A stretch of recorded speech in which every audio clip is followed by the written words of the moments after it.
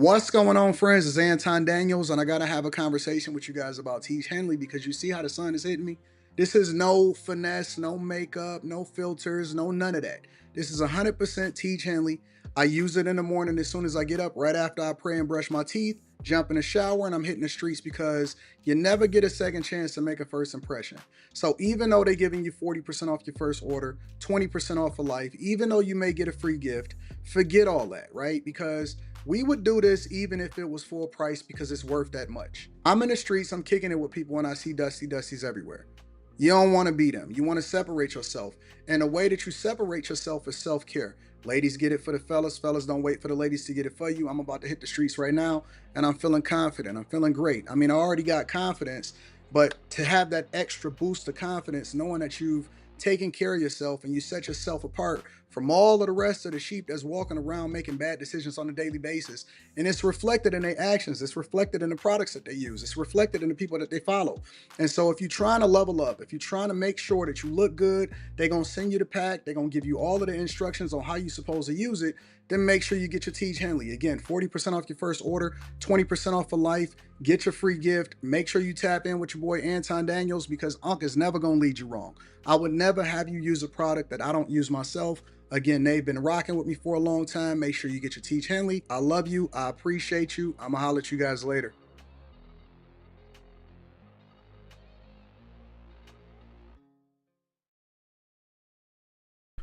What's going on is Anton from AntonDaniels.com. I appreciate you guys for continuing to rock with me. Thank you for tuning in for another edition of the Millionaire Morning Show. I am your host, Anton Daniels.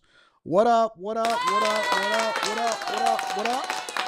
What up to my friends and family? I appreciate everybody for tuning in to the live stream last night. I think that it went pretty well. I think that it was awesome. I enjoyed everybody that came up on the panel and we had a good time. So if you did not catch the show, make sure you go back and restream it. It's on the Anton Daniels channel. We had a awesome time and I have an awesome show that is lined up for you guys today that breaks down Trump's 100 days. We're going to dig into that. We're going to dig into the Canadian elections. Some stuff that was happening down there in Texas. Shootout. Got to hold ourselves accountable. And real estate market. I want to get into that. And so we got a lot going on. If you guys have not already, make sure you hit a like for the algorithm, subscribe to the channel, and turn on your notifications. Also, Tiege Hanley. Thank you to Tiege Hanley for continuing to sponsor the show. 40% off your first order, 20% off for life. Get your Tiege Hanley. Ladies, get it for the fellas. Fellas, don't wait for the ladies to get it for you. And make sure you tap into the Patreon. We got a lot of responses yesterday. And so I'm looking forward to kicking it with y'all in person. That should be awesome. Let me just see this. So remember yesterday I was telling y'all about what was going to be happening over in this Sunday. So I'll be kicking it with my girl Danny C. Chicago Flips Red, all hands on deck. So a lot of them are going to be pulling up on me here in Detroit. And so I'm looking forward to doing that. It will be at, let me see what this address is. 26555 Telegraph Road, Southfield, Michigan, Salt KO. It's going to be Salt plus KO. It's going to be pretty cool. I think that it's going to be a great conversation. It'll be at 7 p.m. Eastern. And so my girls Zoe, Danielle, Patrice, Justin, and myself, we're going to be having a great conversation. So if you are in the city, if you are in town, make sure you tap in. It should be a great conversation. That is this Sunday. All right. We're going to be kicking it. So I'll drop this on Instagram, X, all of that stuff. Probably put it on my community tab. And then that way y'all be able to get the flyer and y'all have more information on how to move. All right. How y'all feel this morning? We got after hours tonight. After hours is gonna be awesome. Michael Newcomb says, "Hey, Tom, what do you think about Thomas Sowell's perspective on the plight of black people? What is his perspective on the black? Does he got a new perspective on the plight of black people?" Shout out to the bag chaser. Shout out to Kelly. What up, Kelly? Miss Freckles, Ezekiel Williams. Shout out to all of my friends and family. Trini Life, what up? Jerry, what's happening? Looking forward to seeing y'all in DC. All right, DC is going to be popping. If you're not a bag chaser, then don't even ask me. What up, Osriel, Zeroyce, Mr. Lot? I see you. Shout out to all of my friends, the mods, the chatters. J Ben says, what up? A Dunn, what's going on to my friends and family? What up, DeMarcus? Just finished last night's show, Pressure. I was vlogging yesterday, and so you guys will see that on my vlog that I drop on the Darth Anton channel, because I've been basically vlogging like crazy, right? So you'll see that. The stuff from yesterday, you'll see today. And if you're not subscribed to that channel, then you're not going to see any of my lifestyle in my vlog and what I do on a day-to-day basis. But yesterday, I'm running around, and I'm in the streets. And so I decide to go, for those of you that are unfamiliar with a lot of my background, because a lot of you were not early to the platform. You were not early to the Anton Daniels show before all of this, before Darth Anton, before the Millionaire Morning Show, before After Hours. There was just me. Before the panels, before the platforms, I used to do urban exploration, and a lot of what I showed was the early versions of my life. So I've always been documenting the journey, documenting my mindset, and also looking at the evolution of who I've become as I evolve, as I grow, as I learn more, right? And so that'll basically be the blueprint for people that come after me. Long after I'm gone, my content, my impact, hopefully it will live on. And so yesterday I had the opportunity to actually go back to the places that I came from. I went and actually visited my old church. Not only the church, the neighborhood, spoke to some people, kicked it with some people. After I visited my old church, I went and checked out the house that I grew up in, right? And I had an opportunity to kind of go through the neighborhood. And I've always said that it's no reason for me to ever go back. You know what I'm saying? You know how people like to go back to the hood? Most of the times people that go back to the hood, they go to show off. They go to show how I become successful. I made it. I never felt the need to do that. I never felt the need to go back to the place that I came from, because it didn't serve me. You know, my memories of the hood was just growing up normal, but it didn't necessarily serve me, so I made no point to do it. The one time that I did go back, I went back to try to buy a house, and I kind of talked about that on the vlog yesterday, and again, you'll see that today. But I remember when I left my neighborhood, my childhood home, we sold that home for like $95,000, which was crazy in my mind back in 03, 04, you know? And I remember we sold it. It was shortly after I got robbed, and I sold it to this lady that was a teacher, and she was a single mother or a single woman, and she was a teacher, and she wound up buying a house, and she bought it for like $95,000, right? And that's when I then, moved out because I was still working at the plant and stuff like that. But yeah, we sold that house for $95,000. The housing crisis happened in 2008. So the house went into foreclosure because everybody was losing their jobs. Everybody was losing their houses at the time. She wound up giving the house up to foreclosure. The bank never took it. It went delinquent because of taxes. The county and the city wind up selling it to the person that's currently in it now. They bought the house for $1,500. You remember that, Azriel? They bought the house for $1,500, and they still live there to this day. And it looks like they bought it for $1,500. It is literally the worst house on the block. It used to be the best house on the block. It was well taken care of. The lawn was manicured. We had a full half court and a garage in the backyard and all of that stuff. And I went and visited yesterday, and I could actually see that some of my neighbors that I grew up with had passed away.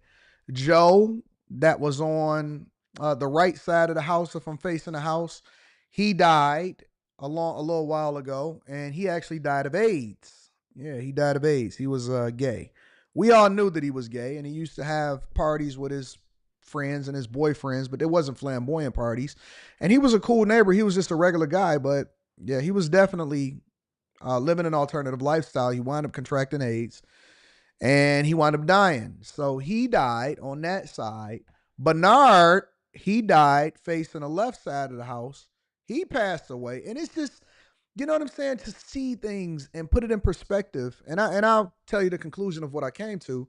Bernard on the left side, he died. He passed away. He wound up getting a bad dose of fentanyl. You know what I'm saying? He used to dibble and dabble a little bit. You know what I'm saying? He used to compare himself to Earl the Pearl Goat and basketball. So he would come and hoop or whatever. And, most of the people back then that grew up or that was the generation above me, they dabbled in a little bit of a, you know what I'm saying? But it was just something to keep the edge off. They still operated. They still did their job. He still mowed all of the lawns. He still took care of business. But I heard he got a bad taste of Fenty, and so he passed away. And the guy that is directly across the street, but over two houses, he used to work at Ford Motor Company. He always kept them at least two Lincolns. He passed away. And so I'm seeing the evolution of the neighborhood and how it's changing. And so it looks stable and everything is cool. But the house itself has fallen into what seems like disrepair. And at one point, she bought it for $1,500, and I tried to buy it from her for $10,000. I offered her $10,000 because for whatever reason, I felt compelled to fix up my childhood neighborhood home and make it greater than it was and all of that stuff. I'm glad that I didn't. I'm glad that she didn't sell it to me. But she still lives there. And so it's just funny though. It's funny because I realized yesterday that life is going to keep on moving on and evolving whether we like it or not. Like, I didn't feel any nostalgia. I didn't feel the need to come back and buy up the hood. I didn't feel any of that. I just visited it. I put it in perspective. I went to some other places and I vlogged around. Went back to the place downtown that I'm usually at, right? And I really just put it in perspective. The conclusion, which you guys will see in the vlog that I drop later on this afternoon, is, and I know my daughter is in school right now, so I can talk about this. Rita and I was discussing what we were going to do for my daughter for her 18th birthday and graduation gift next year. Because next year she'll be a senior and then she'll be graduating. And so we were discussing it and we came to the conclusion that we're probably going to build her a house from scratch. So that'll be her graduation gift. She will start off as an authorized user, so her credit will be phenomenal. I will give her all of the money that she's invested and saved, which is accumulated to over six figures. I've taught her to save and put up at least 25% of everything that she's ever gotten, from her allowance to any monies that anybody gave her for her birthday to anything. And we've been investing it, and I've let her kind of oversee it and manage it. And so I'll give her that, right? That'll now be turned over to her once she graduates from high school. And we're going to build her a house. And she'll get that completely, no mortgage, no none of that. She'll own everything, right? And it's going to be in the place that she wants it in and everything. Because I already own the land and I already started sketching it out. And so it'll be done before she graduates next year. And I say that to say, life moves on whether you like it or not. So you have to live every day and leave it on the floor and live life. Like, money is a tool, but it's not something that you should focus your every being on. Like, we get caught up in the small stuff. We get caught up in these lives, but it's not until we go back to the place that we came from and we realize how blessed we are and that we should really be taking advantage of every day. And then the second thing that I concluded yesterday, and this is just me, telling you about my life, is that I am incredibly blessed to the point to where my daughter will never know the things that we had to know and go through when we grew up. All of the houses look so much smaller than I remember it when I was there. When I went there, the house that was real big on the corner, it's tiny.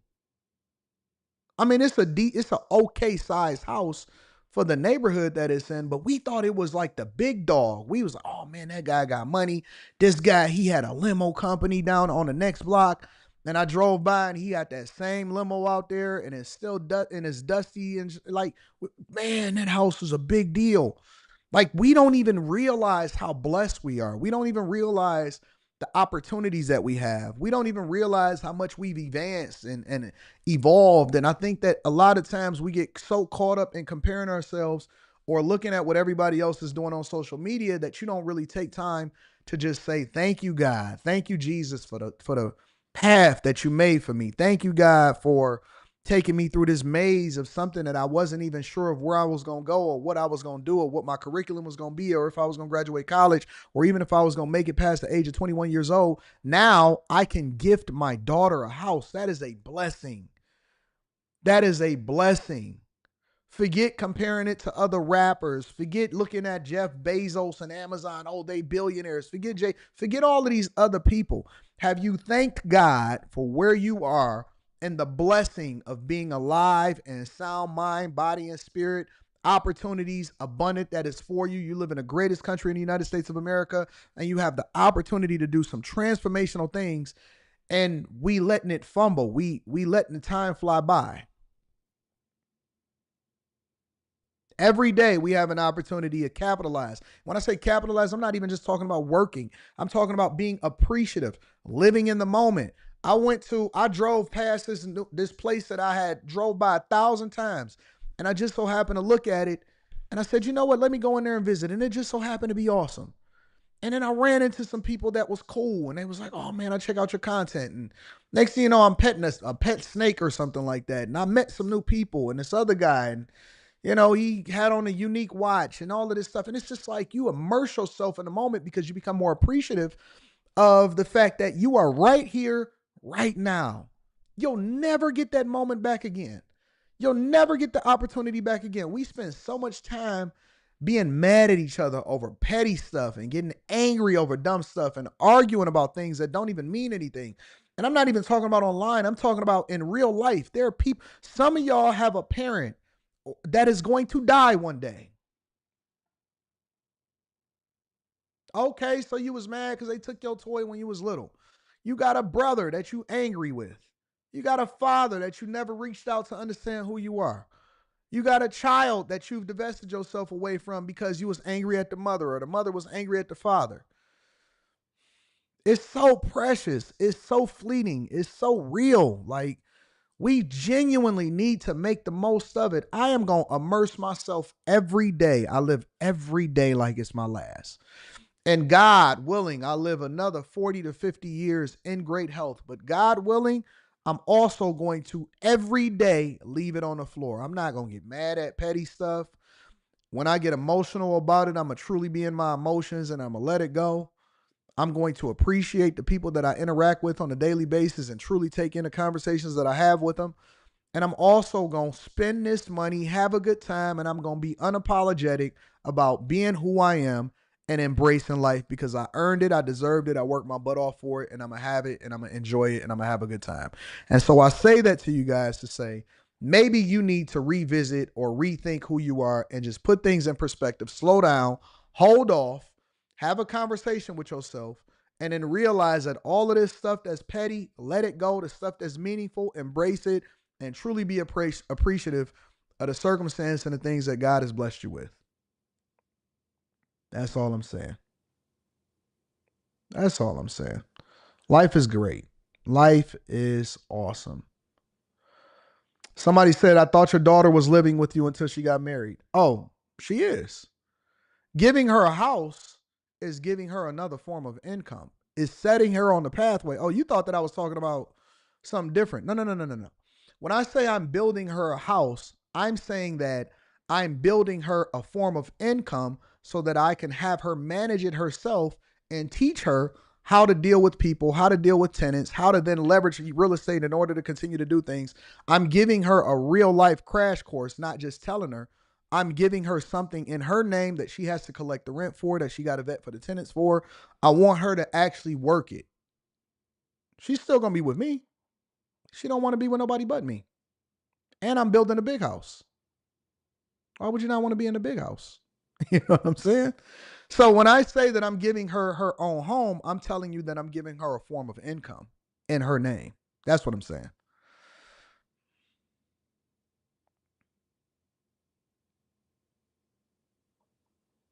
I don't want you to be confused about exactly what I'm communicating to you right now. Her birthday is going to be a form of income. All right? So group economics, stay together, y'all. Run that bag up. Go home, fix relationships, and forgive people, because forgiveness is for you, not just for the person that you're mad at. All right? All right, y'all. Y'all ready to get started with the show? And then she could take that income and she can go and leverage the monthly income to go and do something else or reinvest it or whatever. You know, I'm letting her learn real life, not just inside of a classroom. Real life lessons. You can't pay for this type of lesson. They're not going to teach you this in real life. All right. Shout out to my dog, Ty. Said we disagree on a lot, but you're looking out for your daughter. Been 100. Thank you, my friend. Thank you, my friend. We all disagree on some things, and then we can come together on other things. We can always disagree on the next segment or tomorrow, but sometimes we agree with each other. You know what I'm saying? All right, y'all. Y'all ready to go ahead and get started with the show? Make sure you hit a like for the algorithm, subscribe to the channel, and turn on your notifications. Let me read some of these super chats and cash apps, and then we're going to go ahead and get started with the show. Shout out to Valentine Aranello. I appreciate you. Man, you killed it right there. You hit me with the 50 ball. Said buy lunch today. Thank you, my friend. Mike That Dude says, for the value you add. Thank you, Mike That Dude. I appreciate you. My dog Quentin in the building says tardy. And Trini Life in the building says one love. Thank you to all my friends and families that's holding me down. I also want to read some of the super chats and acknowledge the people that's in the chat. A.R. Smitty says that ending was rough last night. Jazz saw the blood in the water from old boy and it was over. Yeah, I had to tap out. I tapped out on that. I seen where that was going. Vincent Holder says, good morning, Anton, and stay blessed. Stay blessed to you too, my friend. I appreciate you. George Everett in the building says that $1,500 home purchase, and it still looked the same 1,500 days later. Still, man, it's crazy. You'll see it on the vlog. I'll drop it today. I'm going to finish editing and I'm going to drop it. Everything is only a moment in time. Cherish it. Facts, Abe. Cherish it. Cherish it. Cherish it. 392Q says, fourplex? Nah, I'm not building her a fourplex. I'm going to just build her a regular single-family home. Keith Murphy says, thoughts on supply chain breaking down and the shelves possibly being empty by the end of the month. Well, we'll talk about it with Trump's first 100 days. And Kevin O'Leary was talking about that it's going to be a class war. But we'll get there. Make sure you guys hit a like for the algorithm, subscribe to the channel, and turn on your notifications. Let's rock. All right, first things first. I got to address this because, you know, I'm always bothered by certain things that happen in the community. And I also am bothered by why don't we get outraged at the things that happen that shouldn't be happening, but only thing that we get outraged at is when it's something that's white versus black or black versus white. If a white person do something to a black person, oh, tear my hair out. If a black person do something to a white person, oh, we got to start a GoFundMe.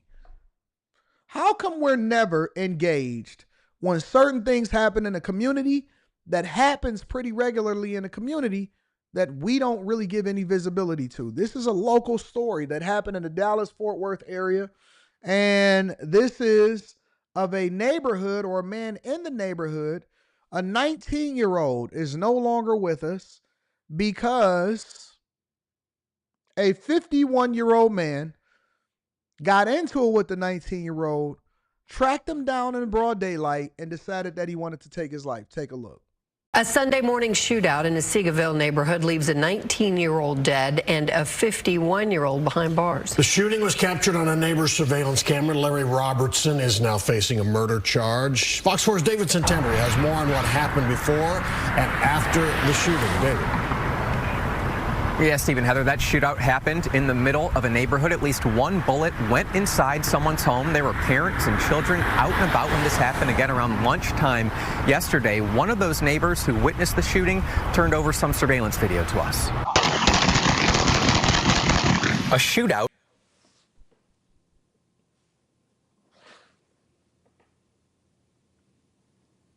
I want you to take in use all of your senses to take this in.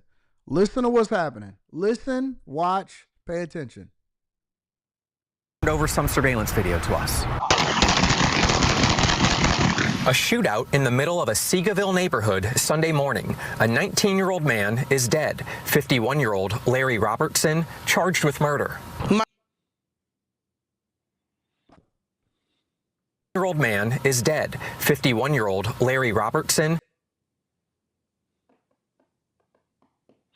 A 51-year-old man is in what looks to be a respectable neighborhood, getting into it with a young boy and having a shootout. Really, it looks like it's just one way. It looks like it's just him, the one that's shooting. Tracks the dude down, jumps out of his Kia, and literally mows this guy down and didn't even think twice about it, got in the car and drove away.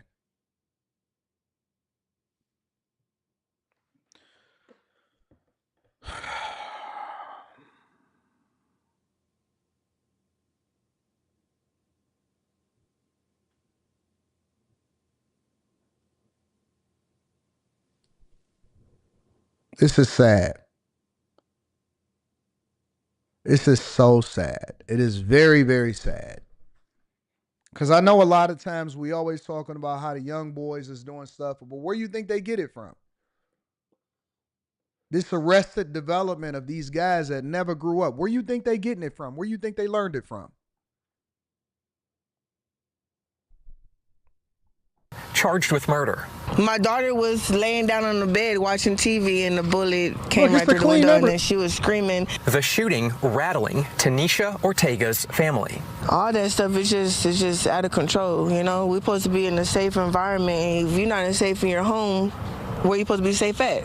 Surveillance video shared with police and obtained by Fox 4 reportedly shows Robertson driving a black Kia passenger car near the 19-year-old who's wearing a red sweatshirt. You hear words exchanged, then gunfire. Oh, the 19-year-old is shooting too. Look at the 19-year-old. I didn't even realize it. The 19-year-old pulled out on him too. Then gunfire. Yeah, they having a shootout. This is sad. This is very, very sad. I was feeling sorry for the 19-year-old also.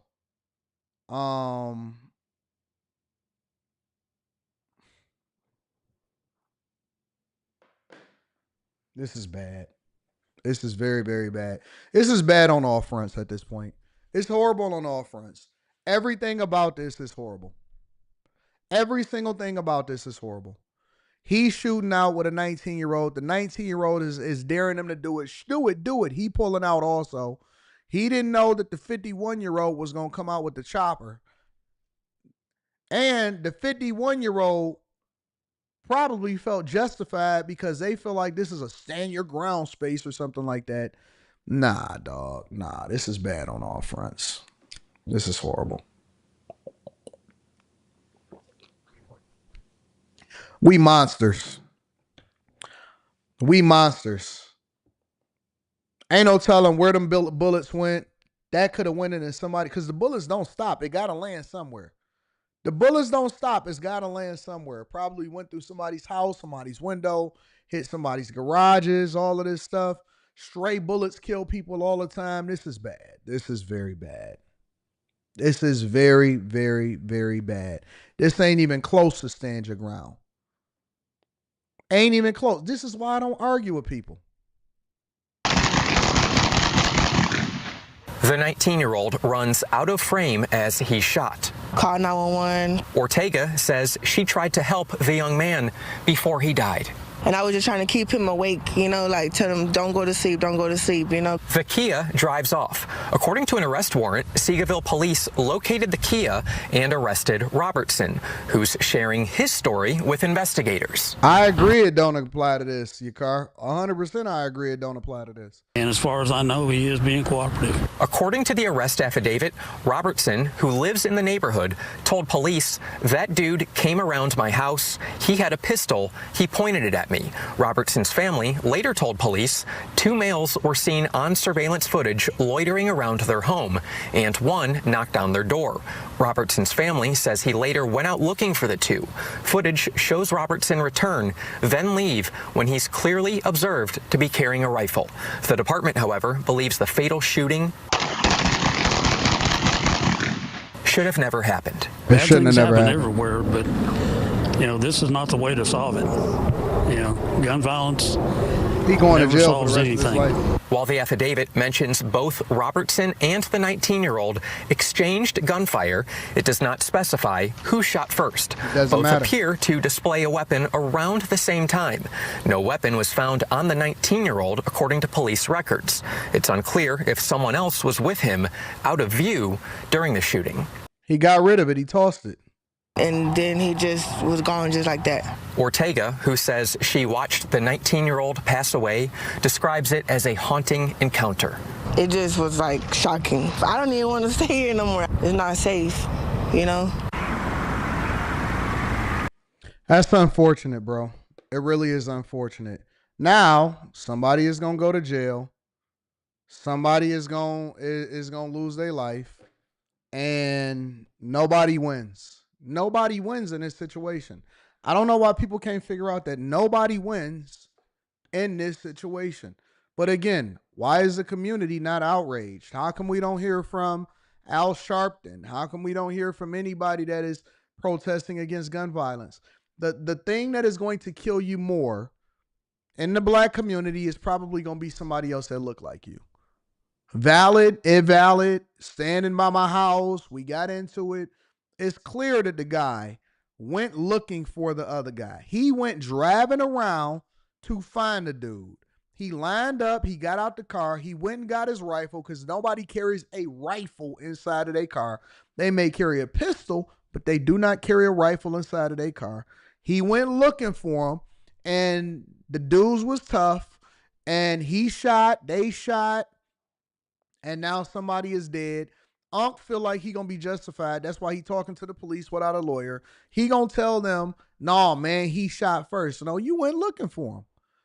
You went looking for him. This is two wrongs together, combined. Now somebody is gonna be dead, and somebody is gonna go to jail for the rest of their life.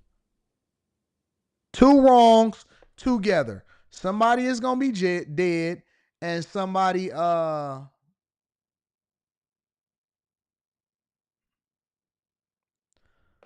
Yo, hold on, listen. This is just bad all the way around.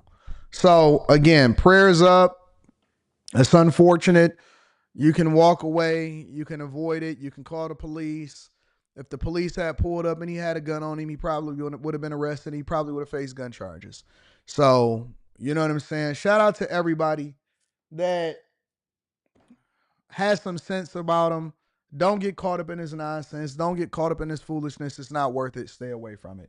Make sure y'all hit a like for the algorithm. Subscribe to the channel with turning your notifications. I like to do these local stories in the beginning because I want to bring some of this, what's happening in our individual neighborhoods on a local level, to the forefront of the congregation. Let me make this announcement really quickly. To the people that feel compelled to keep on sending me messages and texting me and calling me in the middle of my show, if you are watching this, stop. You see that I'm on the show. You see that I'm doing what I got to do. You are not more important in the program. Stop reaching out to me. Stop. I hate to be unprofessional like this. I hate to get to it. But if I am working and I am on this live stream and I'm trying to focus and I'm trying to communicate my thoughts effectively, I can't communicate my thoughts if you keep sending me messages that's meaningless or you keep calling me. Stop. Jesus Christ. Good God. The fuck is wrong with y'all? Anyways, make sure y'all hit a like for the algorithm, subscribe to the channel with your notifications. JP, I'm about to change my number, bro. JP says China just removed the 125% tariff on the U.S. Of course they did. Abundance Mindset says, my guy, as men, we don't take the opportunity to tell someone we're proud of them. We'll hear it is, I am proud of you. Well, here it is. I am proud of you 100%. Thank you for educating us and not giving up on us. Stay blessed. Keep being a blessing, and thank you. Thank you, Abundance Mindset. I appreciate you, big dog. At least he has a mustache, says Pierre. Shout out to Pierre. George Everett says 51 and doing this is crazy work. He need to be doing maintenance somewhere, and little bro need to be at Wendy's making sure The chili stays fresh. Facts. Jay Ben says Shannon can't get consensual box. Now Robertson blessing the block on a 19-year-old man. What is the age gap to beef, curtains, or social media? Man, ain't no age gap. Beef ain't none of that. Beef. I don't want no beefing with nobody. I don't want no beefing with nobody. You said, let's pray. Lord, bless us to stay focused. Bless us not to be distracted. And bless us not to feel like we're more important than the program. In Jesus' name, amen. All right, y'all. Let's go ahead and get into the show. First things first, I want to start in Canada before I go through Trump's first 100 days in office. So, obviously, we talked about it yesterday, and I was breaking down to you guys about how Canada had basically been facing a new election, right? And when Justin Trudeau stepped down, you then had Mark Carney. So this went the opposite. All right. Remember when in our election process earlier last year, we had a situation where Joe Biden stepped down that then allowed for Kamala Harris to step up, and everybody was saying that no, she needed more time. If Joe Biden had stepped down in the beginning, if she had the opportunity to be able to get her voice out, I disagree. I think that we had seen everything we needed to see from the Kamala Harris campaign, and she had no chance of winning against Trump in the first place, all right? They keep on trying to break that glass ceiling. It's not happening. But over in Canada, where they're super liberal, right, the Conservative Party had a huge chance. Polls earlier, before Justin Trudeau stepped down, had shown that the majority of people were actually looking forward to a more conservative party, considering that the economy had been in shambles way before Trump stepped into office. But now they're saying because Trump stepped into office, the liberals were empowered, and Mark Carney just so happened to pull out a victory against his conservative counterpart.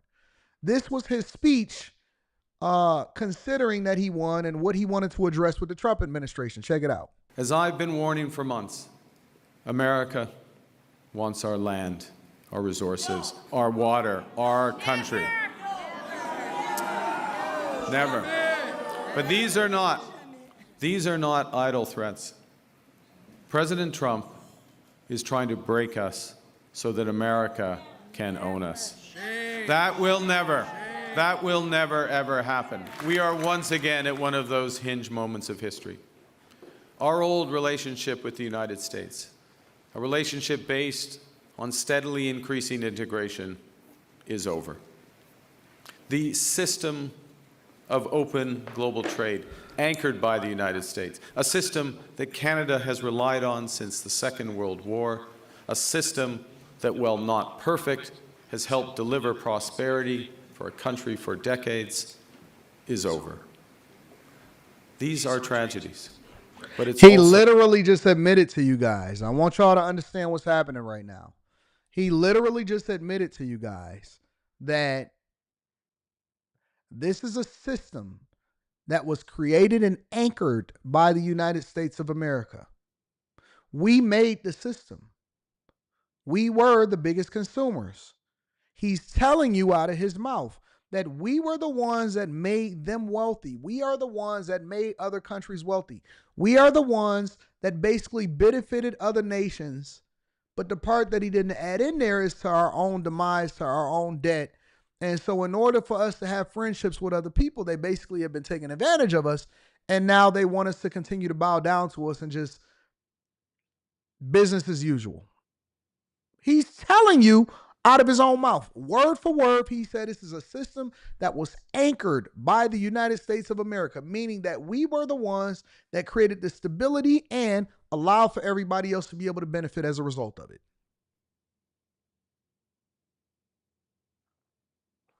I'm going to play the rest of it. So our new reality. We are over the shock of the American betrayal, but we should never forget the lessons. But you're going to take us forward. We have to look out for ourselves. And above all, we have to take care of each other. And my message to every Canadian is this: no matter where you live, no matter what language you speak, no matter how you voted, I will always do my best to represent everyone who calls Canada home. Breaking overnight, this stunning political comeback thanks to and at the expense of President Trump. Canada's Liberal Party, led by Prime Minister Mark Carney, declared victory overnight despite being really left for dead several months ago. But then Donald Trump took office, targeted Canada with tariffs, and threatened to annex it as the 51st state. America wants our land, our resources, our water, our country. Never. But these are not idle threats. President Trump is trying to break us so that America can own us. That will never, ever happen.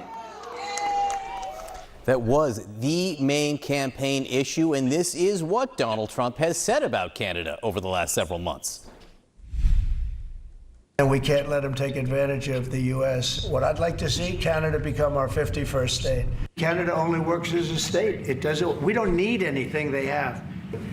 If you look at a map, they drew an artificial line right through it between Canada and the U.S. If we make it in the United States, we don't need it to be made in Canada. We'll have the jobs. That's why Canada should be our 51st state. So when I say they should be a state, I mean that. I really mean that. Because we can't be expected to carry a country. I do like the O Canada, right? It's a beautiful thing. I think we're going to have to keep it for the 51st state. I call him Governor Trudeau. Right. How decisive was President Trump in the Canadian election? Our friend Jonathan Martin at Politico heard from Republican Congressman Don Bacon overnight. Yes, Republican Congressman. Bacon told him, quote, "The Liberals in Canada were losing big until our president kept mocking Canadians, our neighbors and close friends. He made Canadian Liberals great again." Let's get right to CNN's Paula. Is there a such thing as making Canadian liberals great again? Let me ask a different question. Is there a such thing as making liberals great again? He said he made Canadian liberals. They literally tried to take Trump's slogan and say he made Canadian liberals great again. All right, so let me ask y'all a question. How are things going to be any different than it was under Justin Trudeau? To my Canadians that watch this, I know that people restream and watch this all over. How will things be any different than under Justin Trudeau? You guys, which I think that Trump just literally outplayed y'all in your own hand and played chess. I think he literally just bullied y'all into making y'all weaker because you guys would have been infinitely stronger under conservative leadership. I believe, and this is my honest to God. Listen, Trump never had any intention on making Canada the 51st state. Y'all let this dude talk y'all into voting liberal and doubling down on what you were already doing that was failing you in the first place. Why would we ever want Canada to be the 51st state when Canada is incredibly liberal and that would impact U.S. elections? Let's just evaluate it and look at it logically, because I know that people vote emotionally. If Canada is incredibly liberal, and let's say hypothetically that it was to become the 51st state, why would we want them to have an impact in our elections as a liberal when Trump is conservative and Republican? And why would we want them to have that much impact and power over our elections?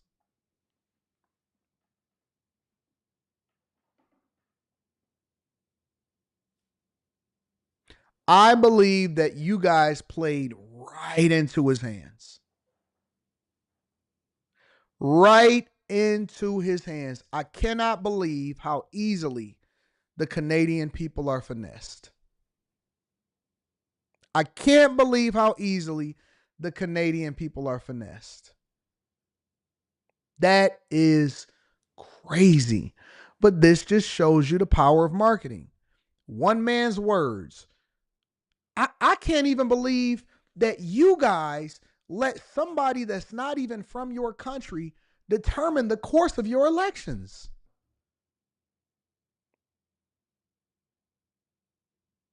That is crazy. How do you let somebody that is not even in Canada determine what you're going to do inside of your country? Your whole Trump was the rhetoric of the entire Canadian election. It was all based off of his rhetoric. That's insane. That is crazy to have that much control over an entire country. And he just led y'all right on down into the liberal hellhole that y'all in. So you hated what y'all were already dealing with. You hated what you were already doing. And then you decided to double down and get into a situation where you went further into the thing that you hated because you looking at somebody else outside of your purview that has nothing to do with what you got going on.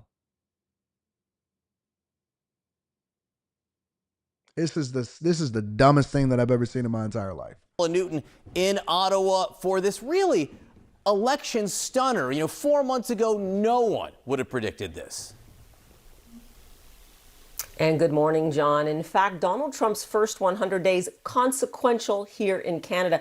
John, this was so history-making that when you speak to pollsters, they talk about not having seen this kind of party resurrection in modern political history in almost any democracy around the world. Think about that. And that was because the man, Prime Minister Mark Carney, met the moment with what? His resume. He's not exactly the most charismatic campaigner, but Canadians put their faith in him in order to bargain, to negotiate with Donald Trump. And I want to talk about something else as well, something that will reverberate in many different countries right now going forward as they all face the Trump administration.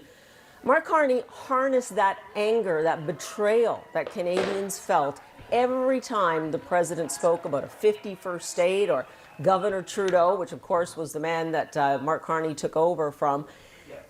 He harnessed that. He stiffens spines, he talks about sacrifice, and he's getting Canadians ready for what will be a tough negotiation with the president. Listen. When I sit down with President Trump, it will be to discuss the future economic and security relationship between two sovereign nations. And it will be with our full knowledge that we have many, many other options than the United States to build prosperity for all Canadians. He don't even sound confident in that. He don't even believe that. He has no confidence. The people that surround him has no confidence. And nobody is even tripping about Mark Carney. No, I'm right across the street from Canada.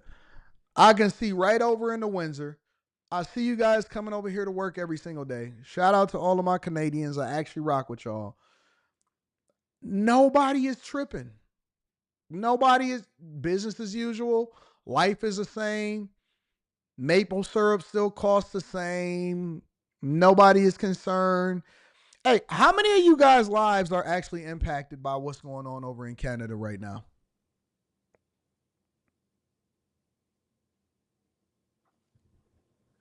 How many of you guys' lives are impacted by what is going on in Canada right now? Just questions.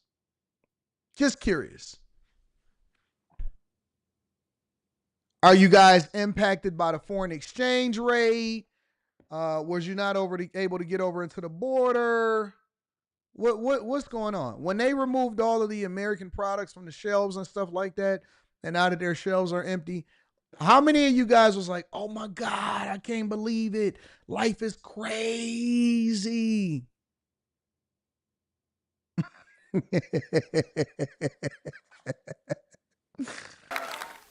Mark Carney calling this a hinge moment, right? That pivot, which he intends to execute now that he is Prime Minister. John, I want to make clear this was a close election in terms of the popular vote. Canada really splitting between the Liberals of Mark Carney and the Conservatives of Pierre Poilievre. That man did not manage to even win his seat just outside here in Ottawa. Some people called him too Trumpian, but he too is at historic highs in the popular vote. What does all that mean? It means Canada itself, stop me when this sounds familiar, is really leaning on two-party politics. They want strong leaders to face the kind of threat that is coming from the White House. And right now, Mark Carney says he is getting ready for negotiations, using the word, again, John, of sacrifice, preparing Canadians for what's to come. John? So basically, long story short, what Mark Carney is telling you guys is to get ready for pain. Buckle up, Buttercup. Pain is coming. Buckle up, Buttercup. Pain is coming. Get ready. This is his way of saying to you guys, all right, listen, I know you've been suffering. But there may be a little bit more suffrage, maybe a lot more suffrage, but we're prepared. We're prepared to go into a negotiation with Trump where we're going to make things work. We're going to make things change. We're going to make it shake, baby. So God bless Canada. God bless Mark Carney, and God bless the people over there in Canada for making a decision to rock out with Mark Carney. I think that you guys made a huge mistake, but one man's mistake is another man's benefit, right?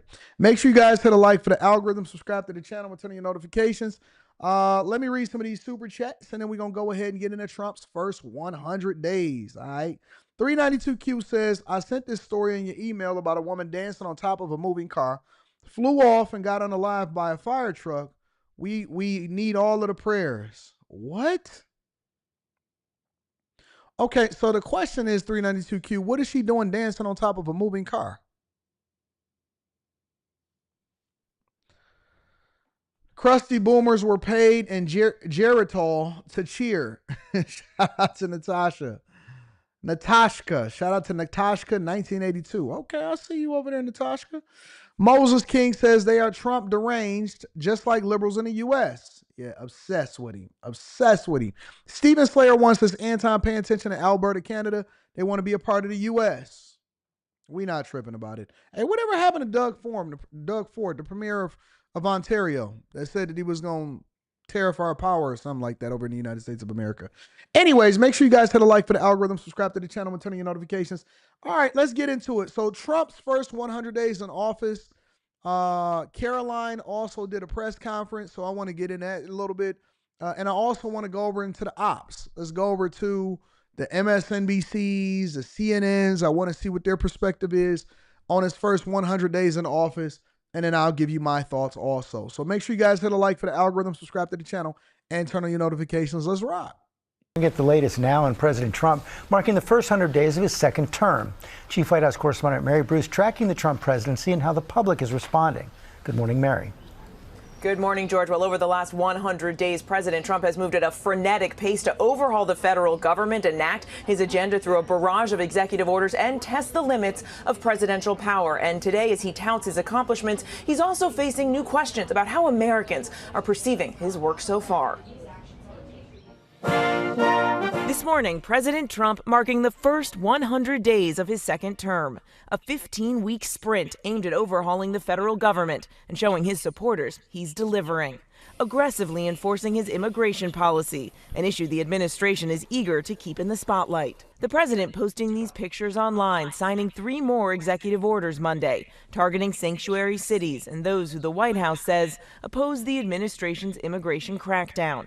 It was one of the key issues that propelled Trump to the White House. Today, 46% of Americans approve of his immigration policies, according to our latest ABC News Washington Post Ipsos poll. But 48% say his actions deporting undocumented migrants have gone too far. The White House this morning defending their handling of mass deportations after 3 children, ages 2, 4, and 7, who are U.S. citizens, were deported to Honduras along with their mothers following routine ICE checks. The ACLU says the 4-year-old suffers from a rare form of cancer and claims the parents were not given a choice, that they did not have an opportunity to coordinate with caregivers or legal representatives. But the president's border czar, Tom Homan, insists the parents were given a choice. What we did is remove children with their mothers who requested the children depart with them. This was a parental decision.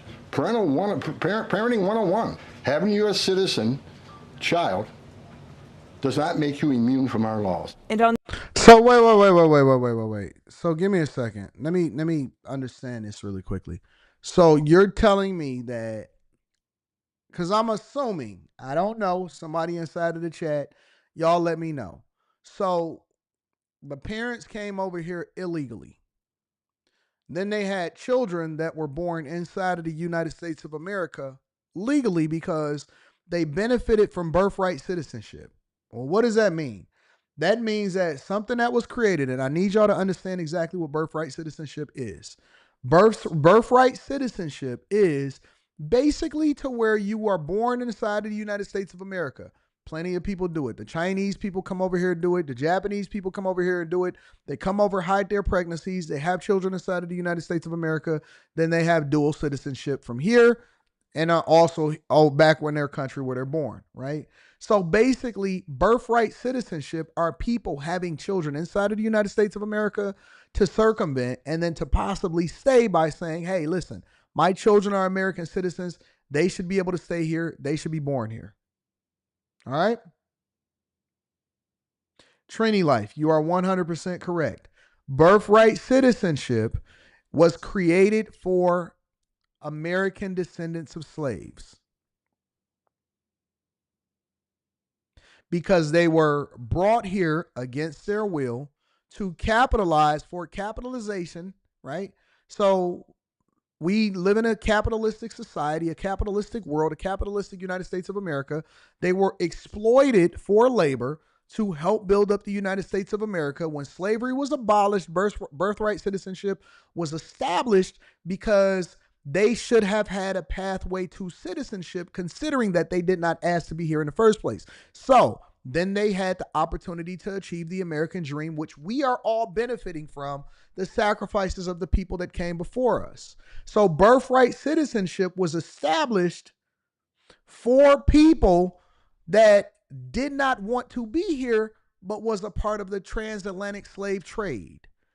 It was not meant for illegal migrants that came over here illegally and had children inside of the United States of America. This is one of the reasons why I keep telling y'all that these movements, from the civil rights movement, moving over into feminism, first, second, third wave feminism, then moving over into the gay community, now moving over into diversity, equity, and inclusion, that now includes black and brown people and all of this stuff. Birthright citizenship should be done away with. It should be abolished. It should be done away with, because there are no more people that are being brought over here in the United States of America against their will in order to be able to capitalize off of. So you have people that take advantage of the laws that was not even created for them, but then you have other people that are so ignorant because they don't understand the history, the true history of how some of the laws were established inside of this country. And so now you got illegal migrants coming over here benefiting from it, and then they're protesting and getting mad when they say, hey, listen, you get deported back with your parents because this is a parental decision. They say no, because we had children over here so we can take advantage of your healthcare system.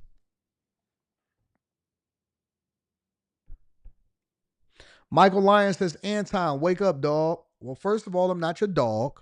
Secondly, what is it that I'm not aware of?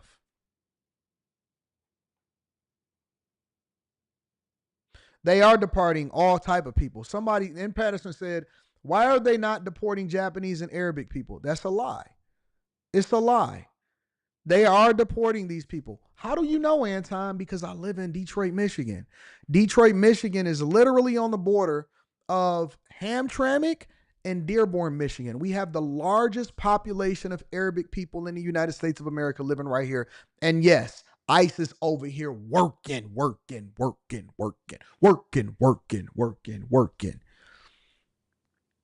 Before y'all comment on stuff, you need to do a little bit of research. Everybody and everything is on the table. Everybody and everything is on the table that is not supposed to be here. And the numbers is numbering. They are all through here. If you, ICE vehicles, non-marked vehicles, all kind of vehicles is rolling all through this mug.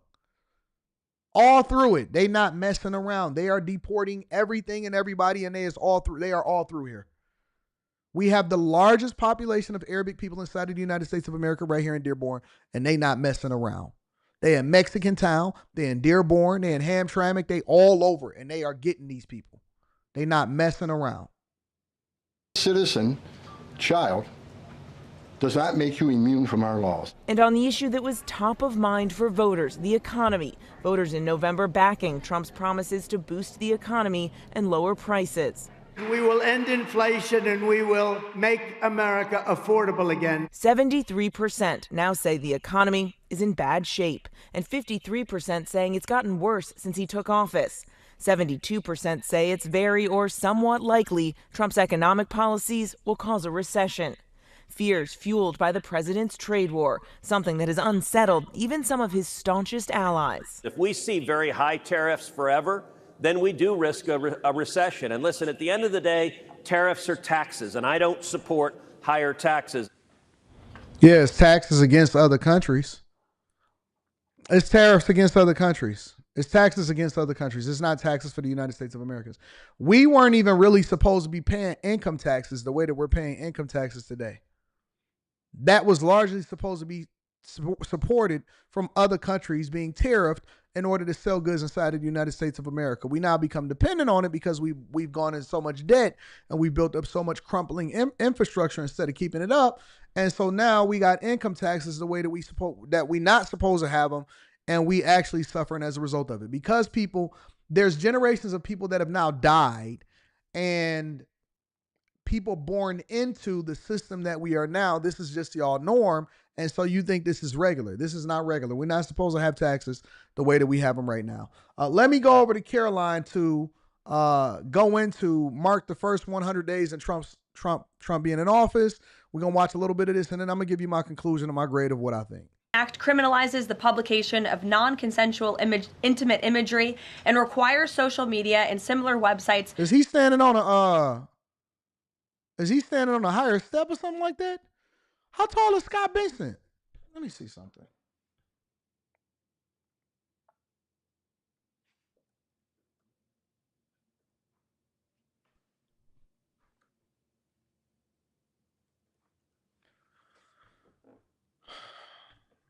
Scott Benson. He's 6'5". Is he 6'5"? I think he's 6'5". That's what they're saying right here. Anyways. To remove such content within 48 hours of notice from a victim. The First Lady thanks all those who voted in favor of this important legislation, and the president looks forward to signing. That's how Slimmy be. That's how Slimmy be when we be in the spot. Slimmy be looking just like that. It when it arrives on his desk. Today officially marks 100 days of promises made and promises kept by President Trump. This has truly been the most historic start to a presidency in American history. After building the greatest economy in the world in his first term as president, President Trump is in the process of doing that all over again. The American people trust in President Trump. Since his first day in office, President Trump has focused on defeating the Biden inflation crisis, bringing down the cost of living, and making the United States the best place in the world to do business, invest, create jobs, and innovate. And President Trump's efforts are working. 345,000 jobs have already been added since the start of President Trump's term.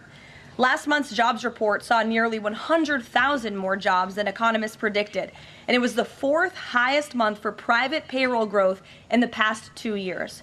9,000 manufacturing jobs have been added to the economy already. This is a sharp contrast to the 6,000 manufacturing jobs that were lost each month in the final 2 years of the Biden administration. The U.S. employment rate remains at historic lows. And thanks to President Trump, Americans are seeing price relief for the first time in years. The last inflation report showed the first consumer price decline since the COVID pandemic, a decrease in energy prices, and real average hourly wage growth. President Trump is delivering on his promises to lower costs for American families and businesses. Prices across the board for everyday goods have seen declines since this president was inaugurated. From airfare to used motor vehicles to prescription drugs, prices are dropping. In fact, last month's drop in the price of prescription drugs was the largest ever recorded. And after Joe Biden botched the response to the bird flu, President Trump and Secretary Rollins' aggressive plan have brought down wholesale egg prices more than 50% from Inauguration Day. President Trump ended Joe Biden's reckless war on American energy and fossil fuels and has restored American energy dominance. And Secretary Wright, Secretary Doug Burgum are working hard on that effort every single day. Oil and gas prices are now way down because of this bold approach.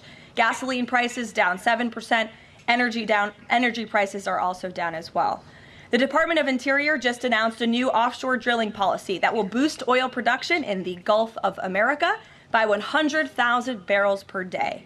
On the deregulation front, President Trump is committed to cutting senseless red tape, especially for America's small business owners who are the backbone of our economy.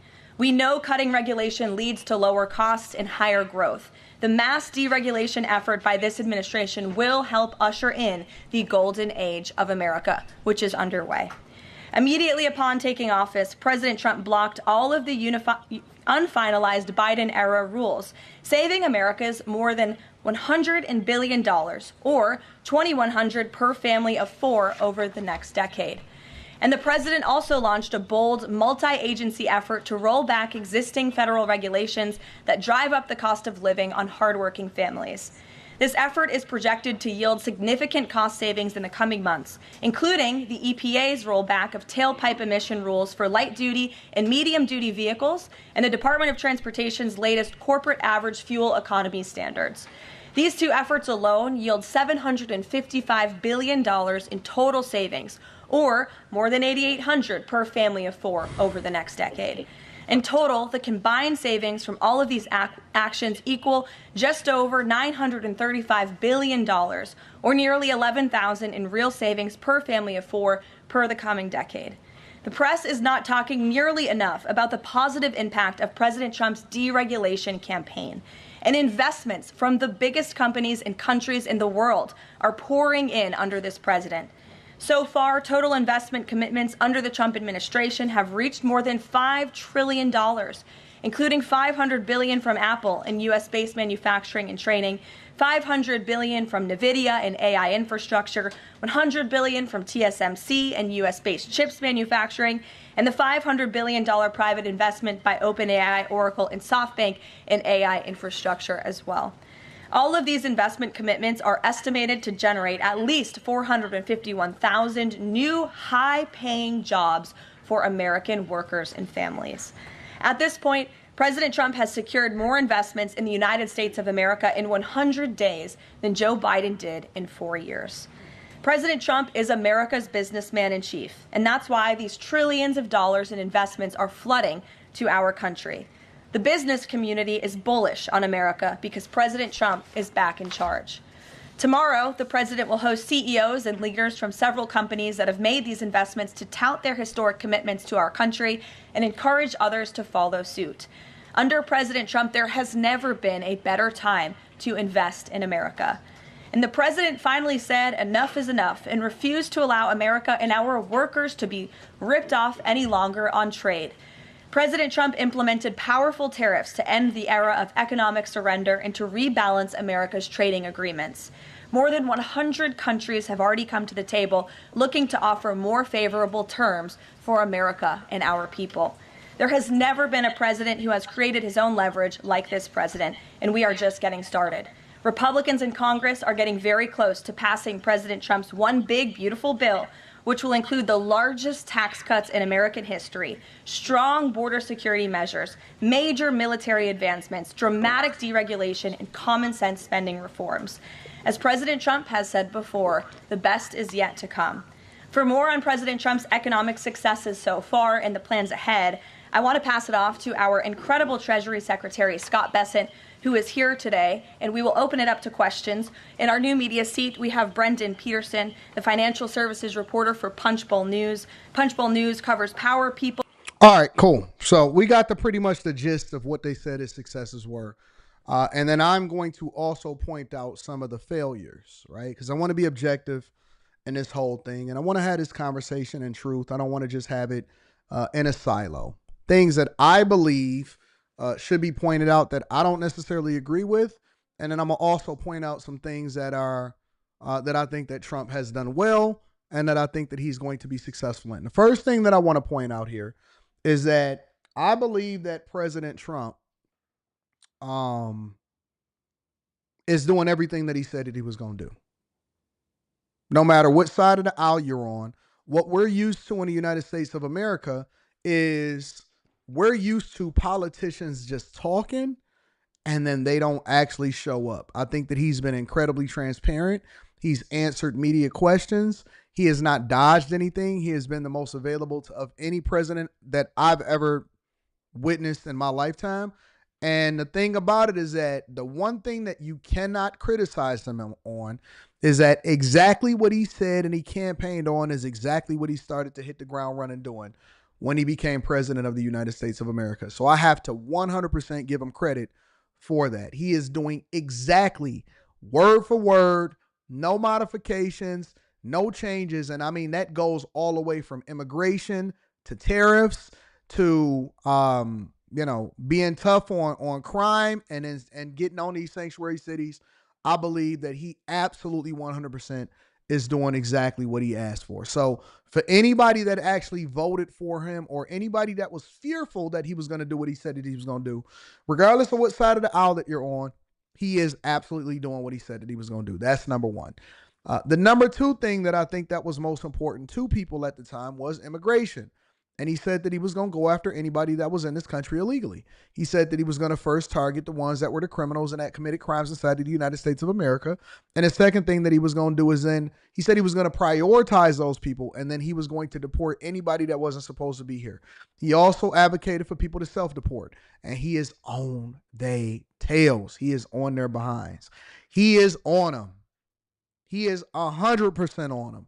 And so I have to give him kudos for executing on a thing that he campaigned for. The third thing that I think that he's doing really, really well, and that he said that he was going to do, is that he was going to tackle the trade deficits and he was going to tackle it with tariffs. He did it the first term. He said he was going to be more aggressive with tariffs on the second term, and that is exactly what he did. So in short, the things that I'm celebrating him for is the things that he said that he was going to do that he executed on. Again, we voted for it. This is what he said that he was going to do, and this is what he's given us. The same way that we criticize liberals, for example, liberal mayors like a Brandon Johnson and stuff, and I say, hey, listen, y'all can't complain about the thing that you voted for because this is what you wanted. And so don't complain about him because he's doing exactly what he said that he was going to do, and he's ruining y'all communities. On the flip side, I think that Trump is actually improving the long-term prospects and the success of the United States of America by executing on a thing that he said that he was going to do. 100%. Now, of course, I can go into getting rid of diversity, equity, and inclusion, designating men as men and women as women, saying that men can't participate in women's sports, women's bathrooms, going after sanctuary cities and all of that, right? But we've talked about that. I cover it on a daily basis. There's no need in me getting into it. You know what he said. You know what he did. You know what he's going to continue to do. That's without saying, all right? Now, let me go over to a couple different things that one of them I don't understand, and B, I just have to point it out as something that may have not been successful as he said that it would be, all right? The first thing that I want to say is he did say, and I brought this up, he did say that on day one in office, the war between Russia and Ukraine would be over.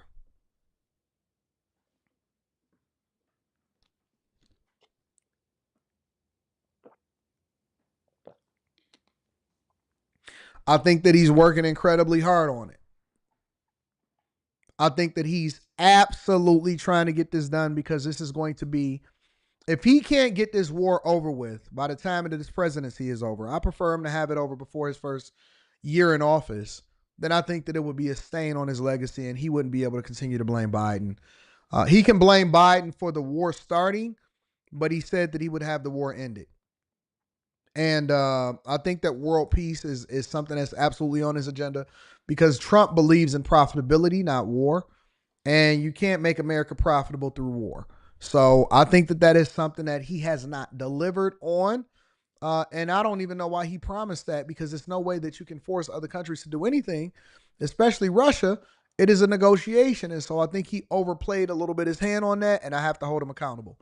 The second thing that I do not understand, and nobody has been able to explain it to me, is our support financially, military, everything for Israel.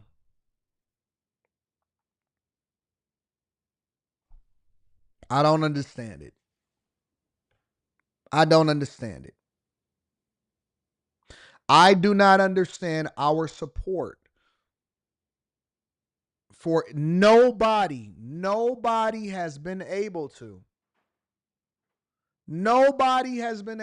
explain to me why we are so lockstep with Israel and why we continue to support them militarily and financially. I do not understand it. It is very confusing to me, and I do not necessarily agree with that. But I can't even say I don't agree with it because I don't understand it. And somebody is saying, people tell me all the time, oh, Anton, it's because it's the Holy Land or whatever, so on and so forth. I don't understand it, bro. I don't get it. I don't get it. And so those are the two things. I agree with us having merit-based companies that hire based off of your ability to do the job. I agree with abolishing diversity, equity, and inclusion. I agree with our immigration policies that I voted for, that I held Kamala Harris and Biden against. I do not agree, and I do not understand what's happening with this whole Israel situation because, and let me tell you why it's meaningful to me, is because when we say that America is closed and we're only closed for repairs and we got to do what's best for Americans, why do they then get the benefit? Now, I'm not saying that they should or they shouldn't, but I don't understand it. I am honest enough and transparent enough to say that I do not understand our support for Israel and why we are so gung-ho and lock and step with them.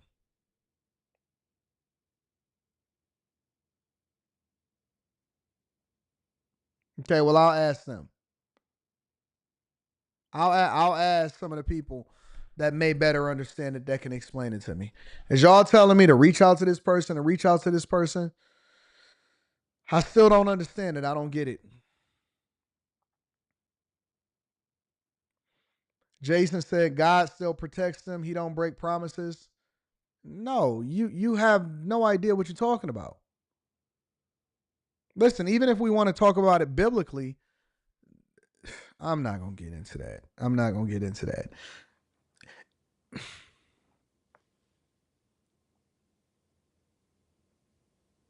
Doge, I think that Doge is doing a phenomenal job. Sierra says that that's our one ally in the Middle East.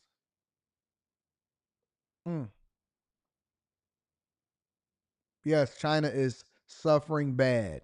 China has so many ships at their ports that they cannot fill up, they cannot unload. These companies, these factories, they are stuck with products that they can't sell, and the people are financially getting killed over there. 100%.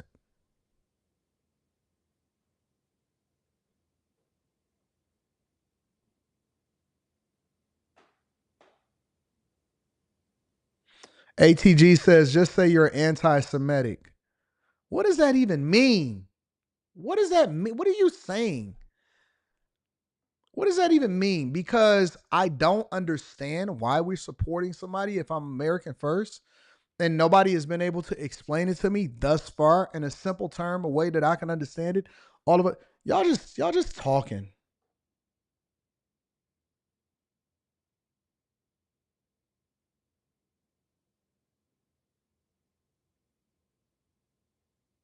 Y'all just talking. A lot of people just be talking.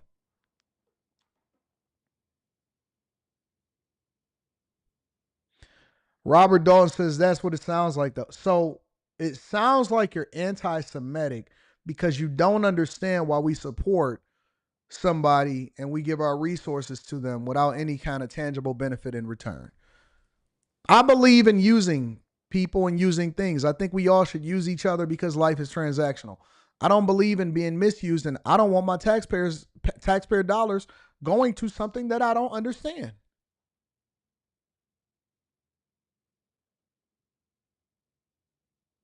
I don't want my taxpayer dollars going to something that I can't understand, that I don't understand. ABJ's wise strongest move says, CAD, you get criticized when you ask questions.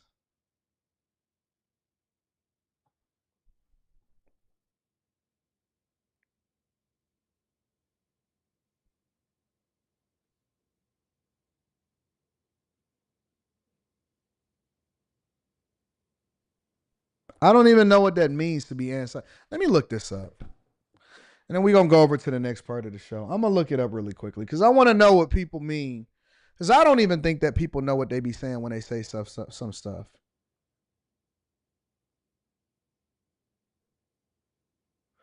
What do you mean by anti-Semitic?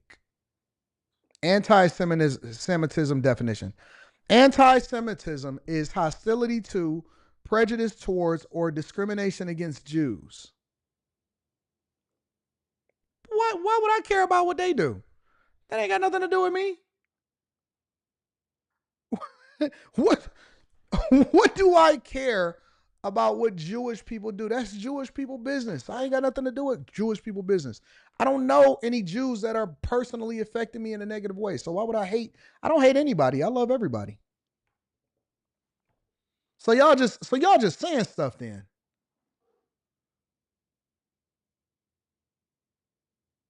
So y'all just say anything. So because, okay, so if I say that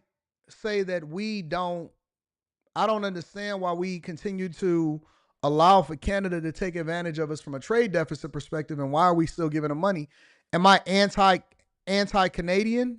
Do I hate Canadians, or do I love the United States of America? If I say I don't understand why we continue to let Mexico let people inside of our country to benefit off of us and then take all of the resources back home, does that mean that I hate Mexicans, or does that mean that I actually just love America and I think that we should place ourselves first? Listen, just because I don't fuck with you don't necessarily mean that I hate you. It just means that I don't necessarily care for the way that you do business. I don't want to do business with you. That don't mean I hate you.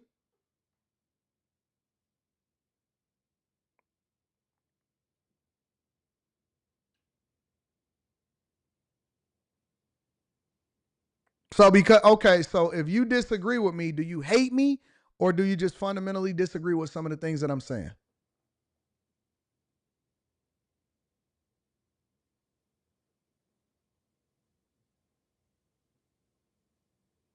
As a Christian nation, we support Israel. Interesting. Very interesting. All right. Well, I guess it's important for me to never ask questions. Don't ask questions. Just fall right in line. Be just like the rest of the sheep. Take your talking points from everybody else and make sure you do what they tell you to do. Don't do anything that you say. Don't ask questions. Don't become informed. Don't find out for yourself. Just be little sheep. And if you're not a little sheep, then you're going to be anti-Semitic. You're going to be against everybody. If you ask a question, then you're a hater. Don't ask no questions. Fall in line. Do what they tell you to do. This is why people are so party. This is why people a lot of times, they are loyal like a cult to a party. I can primarily be Republican, or I can primarily be Democrat based off of the majority of the things that I agree with, and so that's the way that I vote. But it doesn't mean that I have to agree with every single thing that happens within a Republican or the Democrat Party. You know, you do have the ability to research and think for yourself so that you can make an informed decision, right? You don't have to 100%. I don't 100% agree with anything that anybody says. I have disagreements with my own mother. What makes you think I'm not going to disagree with a political party? Can't nobody bully me. I'm going to think what I want to think. I control my own fate. Somebody said, can you bring Ye onto the podcast? Listen, bro, I would never bring Ye onto a podcast. I don't care how small or how big my podcast is. I'm not interested in talking to that dude. I think that he unhinged. I think he got his own demons that he need to work out. And I think that when somebody is that troubled as a soul, they should not have a microphone. They should not have a camera on them, because they are being exploited for content.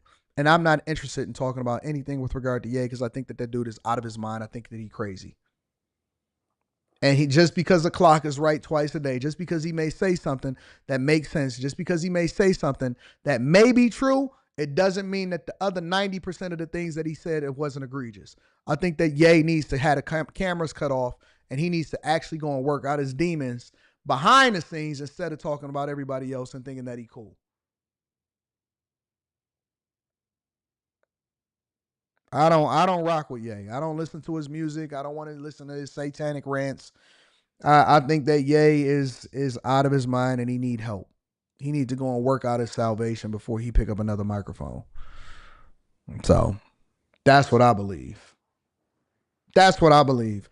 I don't rock with him. I think that he dumb, and I think that he's stupid, and I think that he makes bad decisions on a regular basis, and people are afraid to call it out because he think that he cool. He not above a program either. He ain't never been above a program, and he not above a program. That's my thoughts on him. I don't care nothing about him. I think that he's broken. I think that he's a broken person. I think he thinks that he's deep. He thinks that he's awesome. But at the pathway that he's going to bust hell wide open, and nobody's going to be there to save him. So.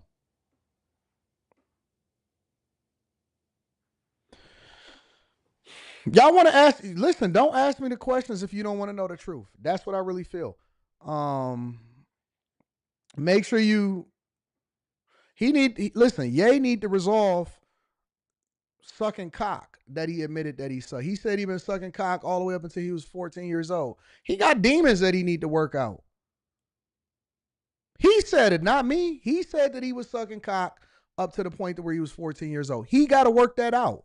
I'm not even criticizing it. I think he got some real issues that he need to work out. Why you getting mad at me? Because he said it.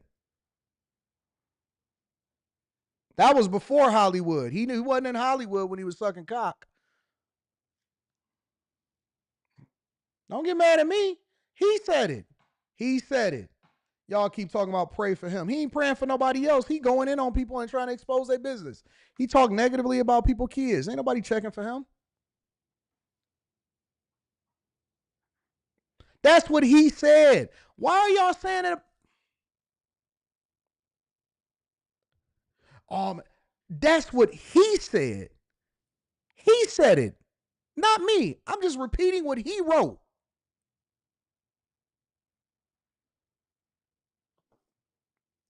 If it's a lie, then he said it.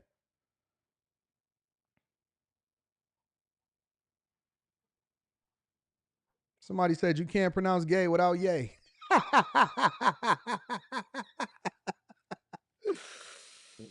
Oh. Anton, he was being transparent. Everything don't need to be on the internet. Go work that out. We don't need to know. We don't need to know what you got going on over there, and stop sucking cock. Because listen, the word on the street is that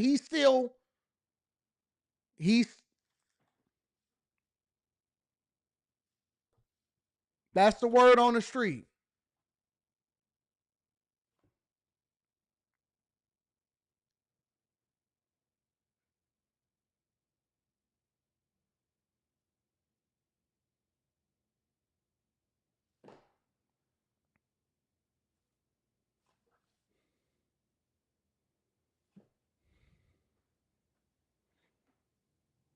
Now, I don't know how true that is. I would never say that it is true, but that's the word on the street.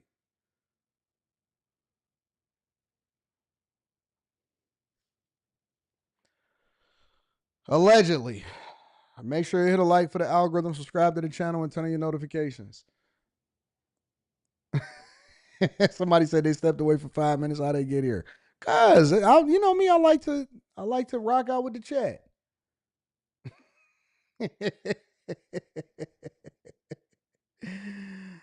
Oh man. Y'all said he got them removable teeth for a reason. Somebody said, Anton, aren't you in a fraternity? Never. Never. Ain't never been a part of a fraternity. Ain't never been interested in a fraternity. Listen, if that's what y'all into, y'all can do what y'all want to do. No, I am not in a fraternity. Definitively, I will tell you I will never join a fraternity. I am God. I'm all about God first. Jesus is my fraternity.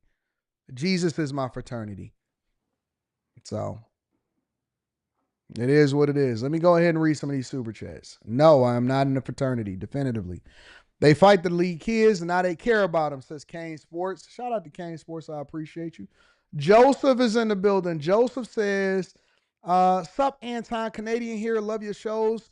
I'm a newly joined bag chaser. I agree with you. Trump was 2 steps ahead, and this is exactly what he wanted. Sounds like y'all. Shout out to my Japanese, my Canadians. Shout out to my people over the seas. Ice baby, says Jason Green. I appreciate you, Jason. Courtney Eggers Show says, what's good, AD? Just showing love, big homie. What up, Courtney? I appreciate you. Hey, Anton, I'm a new Christian. Felt bliss at first. Now I struggle with our mortality. Have you faced this fear and has it helped? Nope. I am not struggling with mortality. I understand that is the cycle of life. Listen, Christianity, most people that become new saints, they start off on fire and then they crash like they drunk a sugar drink, like they drunk an energy drink. It is a endurance race, and it's more or less about the truth. Christianity is about truth. Nothing has changed because you have now, as far as the cycle of life, it doesn't change.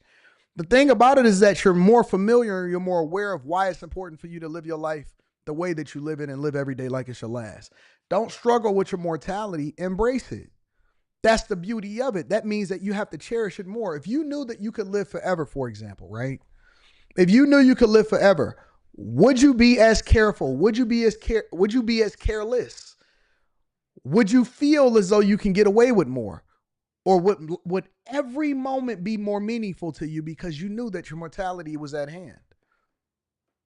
100%. 100%. Most people that become new Christians, new saints, they start off on fire and then they start to peter out. That's why it's an endurance race. Shout out to you. You got it. You'll figure it out.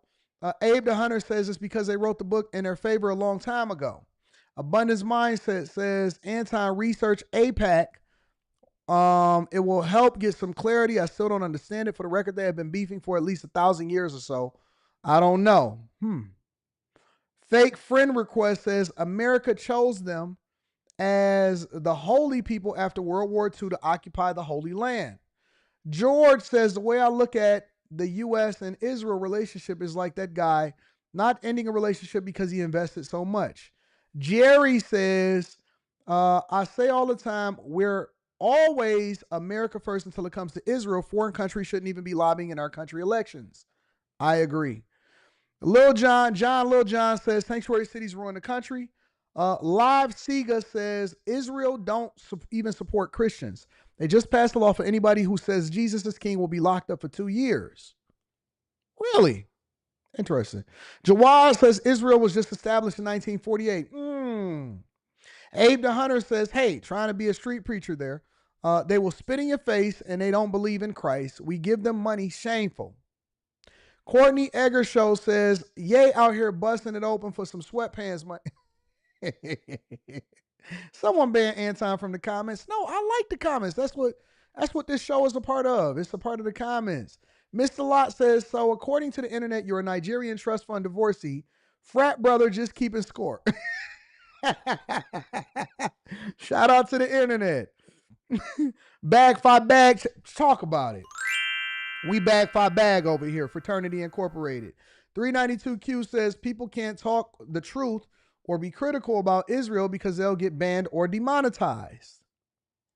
Okay, well, then I guess I'll stop asking questions because it's not that meaningful for me. Anyways, make sure you guys hit a like for the algorithm, subscribe to the channel with turn on your notifications. Let's go ahead and let's get more into Trump, right? Because CNN is reporting that he did an interview inside of The Atlantic where he says that he controls the United States of America and the world. I want to see what that is. Make sure y'all hit a like for the algorithm, subscribe to the channel, and turn on your notifications. Let's rock, y'all.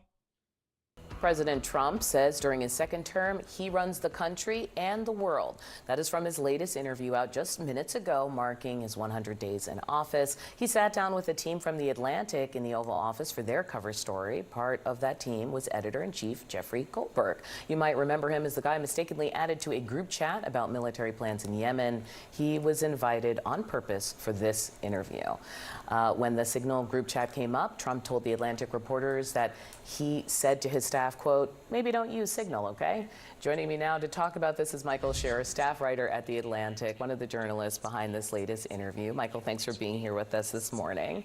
What was the vibe? Thanks for having me on. Trump was very annoyed with the Signal chat story. So let's get that out of the way. How was it behind closed doors? Well, this story was a long journey. We've been reporting it for a couple months. We interviewed him in March by phone after he publicly denounced me and my reporting colleague Ashley Parker as being lunatic leftists and liars.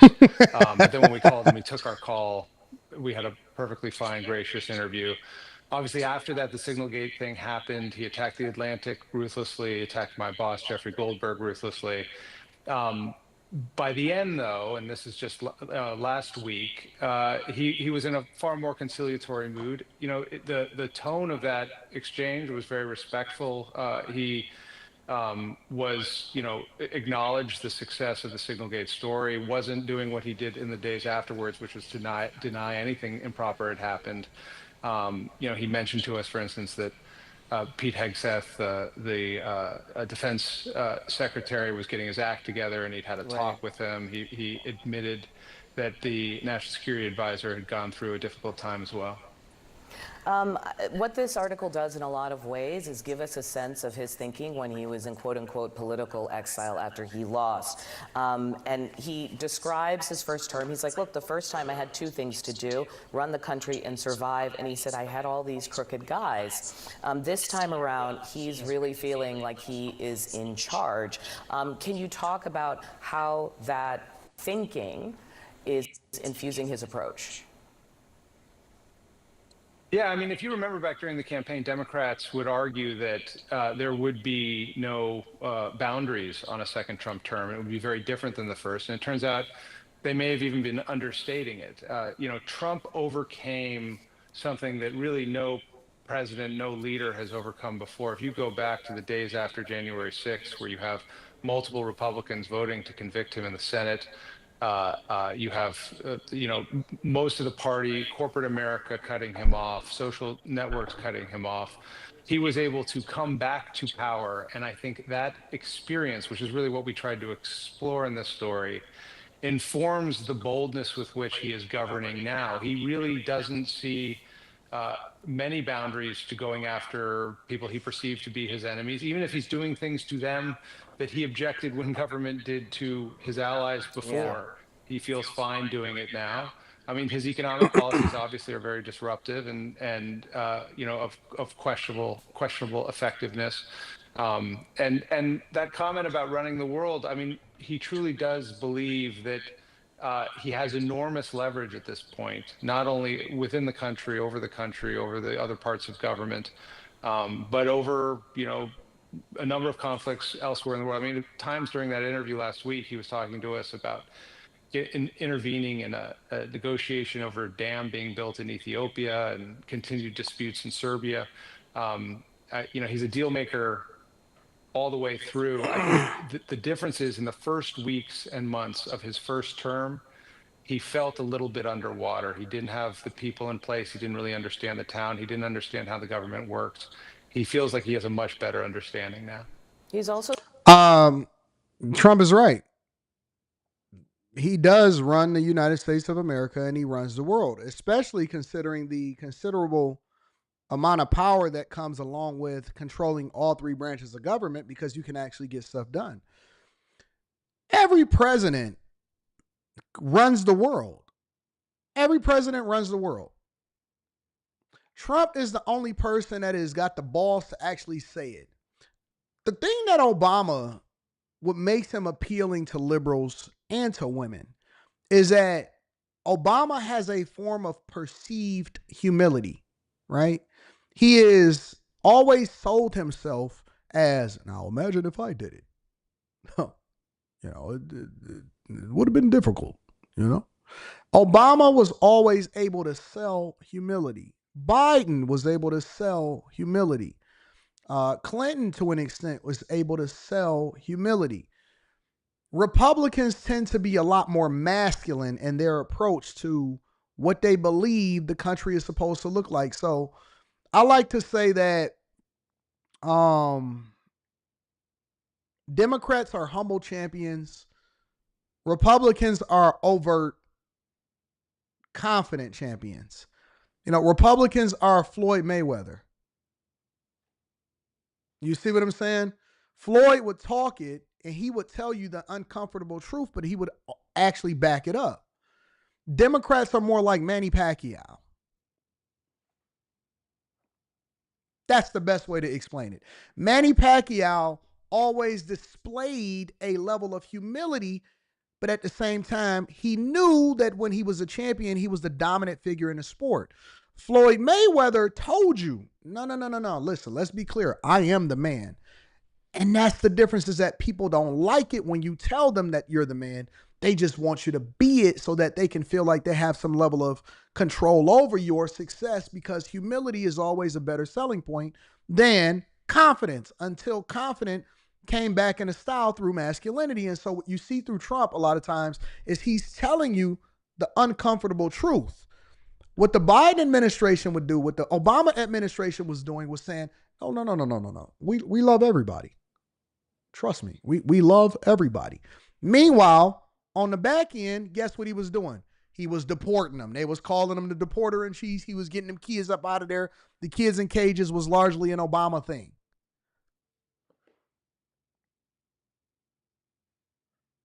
Hello. Hello, how you doing? What's going on? Not bad. This is Burrell and Burrell Delivery. Okay.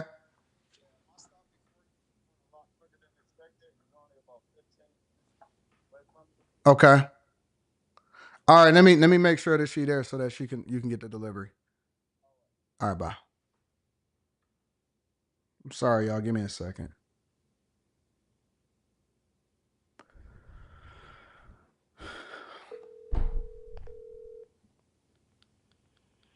Sorry, Mr. Call.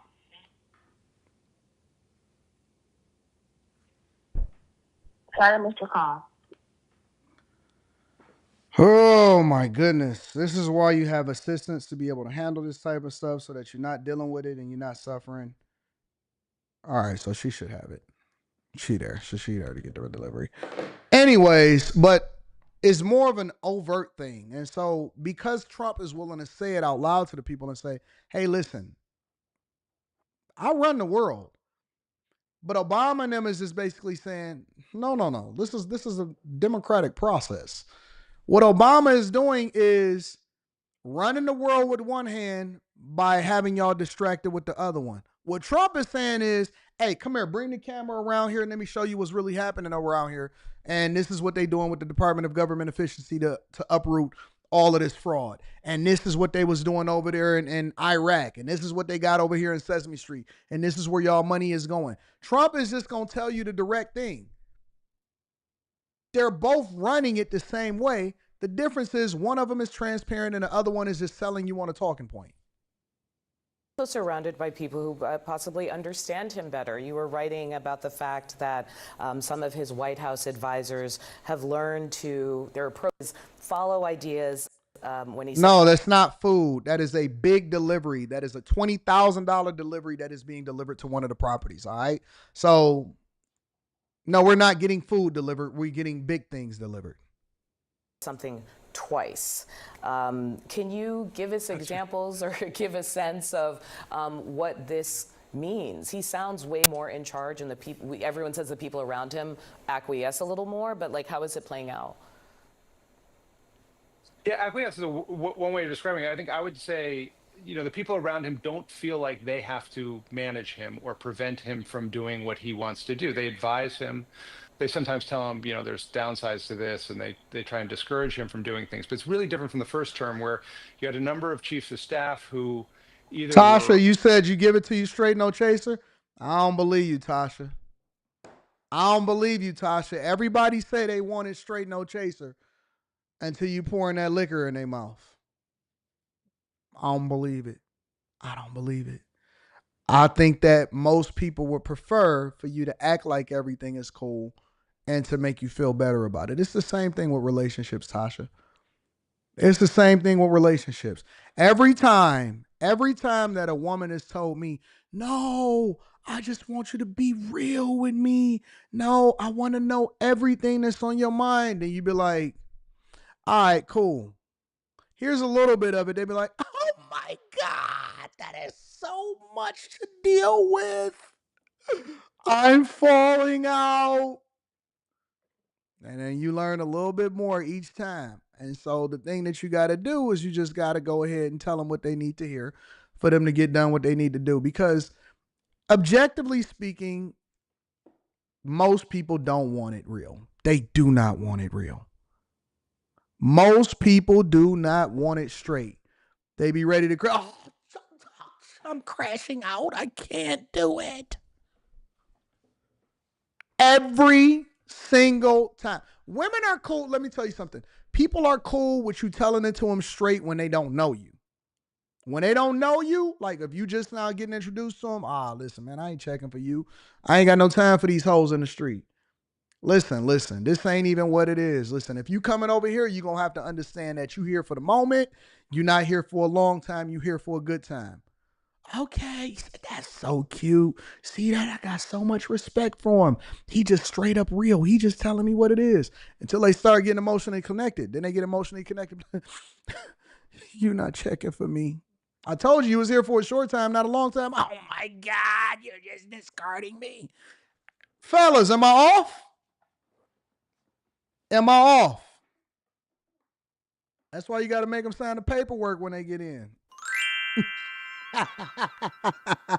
You got to make them sign the paperwork because they going to forget that they signed the paper. Hey, listen. I'm going to need you to go ahead on your way. See this? Make sure you abide by it. I don't want to have to come after you and garnish your wages, okay? All right, baby girl. Have a nice day. Outwardly refusing or quietly refusing to carry out orders, or maneuvering behind the scenes to get him to change his mind. That's not the mood right now. That line about you want it straight, Mika? Twice we know to do it really comes out of the fact that he says a lot of things. He has a lot of ideas. He throws things around a lot. That came up when they were discussing what to do with the Kennedy Center during. Oh yeah, you're not there on Tuesday nights. Dang, I wish you was there on a Tuesday night. We're gonna talk about it on After Hours tonight. Transition. He had the idea after reading a story that he wanted to be chairman of the Kennedy Center. He didn't get to go to the premier performing arts institution in America the first term because he was shunned by artists, and he decided he wanted to do it all himself this time, and they figured out how to make it happen. I told Jess that. Well, Michael, thanks so much for talking with us. There's a lot of great stuff in this story, including around that question about whether or not he wants to run for. Gigi says, I guess you speak for the majority of women. I want to know what's going on. I'm tired of the mask that Democrats wear. All right. That's what you want? That's what you want to know? Well, guess what, Gigi? I do speak for the majority of women. You know how I know it's true? You know how I know that what you just said right there is not true, Gigi? I'm going to tell you how I know it's not true. All right? The reason that I know it's not true is because 92% of all black women decided that they want to vote for Kamala Harris, even though they know that they plant them in their faces. If it's not true, how do you, if it's not true, and we all know that Democrats are playing in your faces. We know that Republicans and Democrats both play in our faces. The difference is we actually want to know the truth. It's one side that actually want to know the truth. It's the other side that tell you what you want to hear.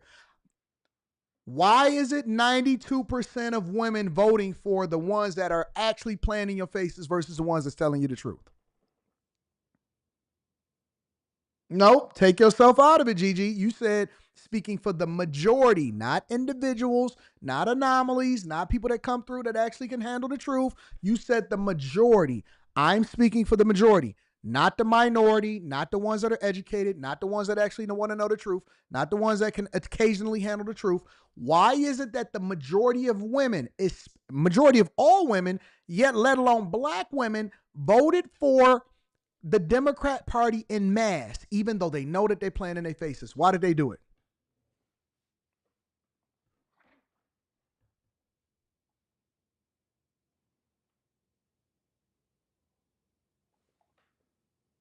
Tell me I'm wrong.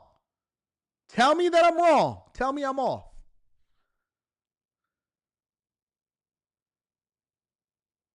The numbers say that I'm right. The stats say that I'm right.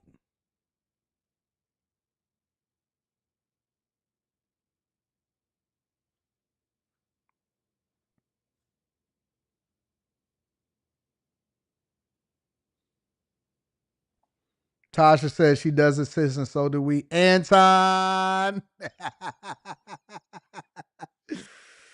Oh, make sure you hit a like for the algorithm, subscribe to the channel, and turn on your notifications. Shout out to all of my ladies in the chat. I'm glad that y'all participate and y'all feel compelled to participate. I love it when y'all interact. Make sure y'all subscribe and make sure y'all tap into the Patreon. Damian Brown says, Israel, the same people that kick people, Palestinians, from their own land after World War II, are now holier than thou. Shout out to my Japanese mates out here in these streets. Says, greetings, Anton. I notice something in American often. When a black person has a different view or opinion than their family or friends, a lot of them turn on each other and call names. Why is that? Because we are tribal. We are tribal. And anytime that somebody makes somebody uncomfortable, then that means that you are breaking away and you may be elevating. And so you had to sell out in order to do so. It's not off your own merit. It's not because you actually thinking differently. It's not because you actually discovered a better solution. We are very, very, very tribal. Very tribal. So tribal that we're tribal against other people that may look like us. Think about it. Even in the prison system, there are white people that stick with white people, Mexicans that stick with Mexican people. In the prison system, we're the only ones that have multiple different gangs that separate themselves against each other. You got Crips, you got Bloods, you got GDs. You got all kind of people. Depends on what party you are in the nation. I know, well, I'm not going to say what I know. All I'm going to say is look at the prison. Look at the gangs. Look at the gangs.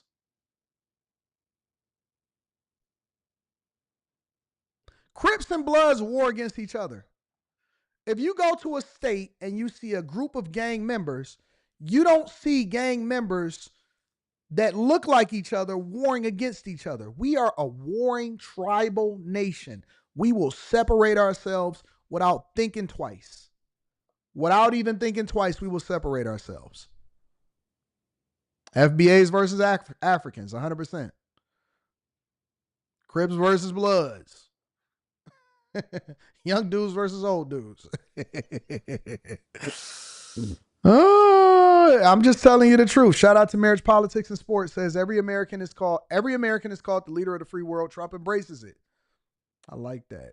My girl Mika, let me tell you what Mika just told me. Mika says, I want it straight. I will tell you that Mika has been consistent with that since I've known her. Mika just want the truth. Mika want it real. Mika's a real one. I ain't even gonna cap. Make sure y'all rocking out with Red Cup Talks with Mika. That's my girl.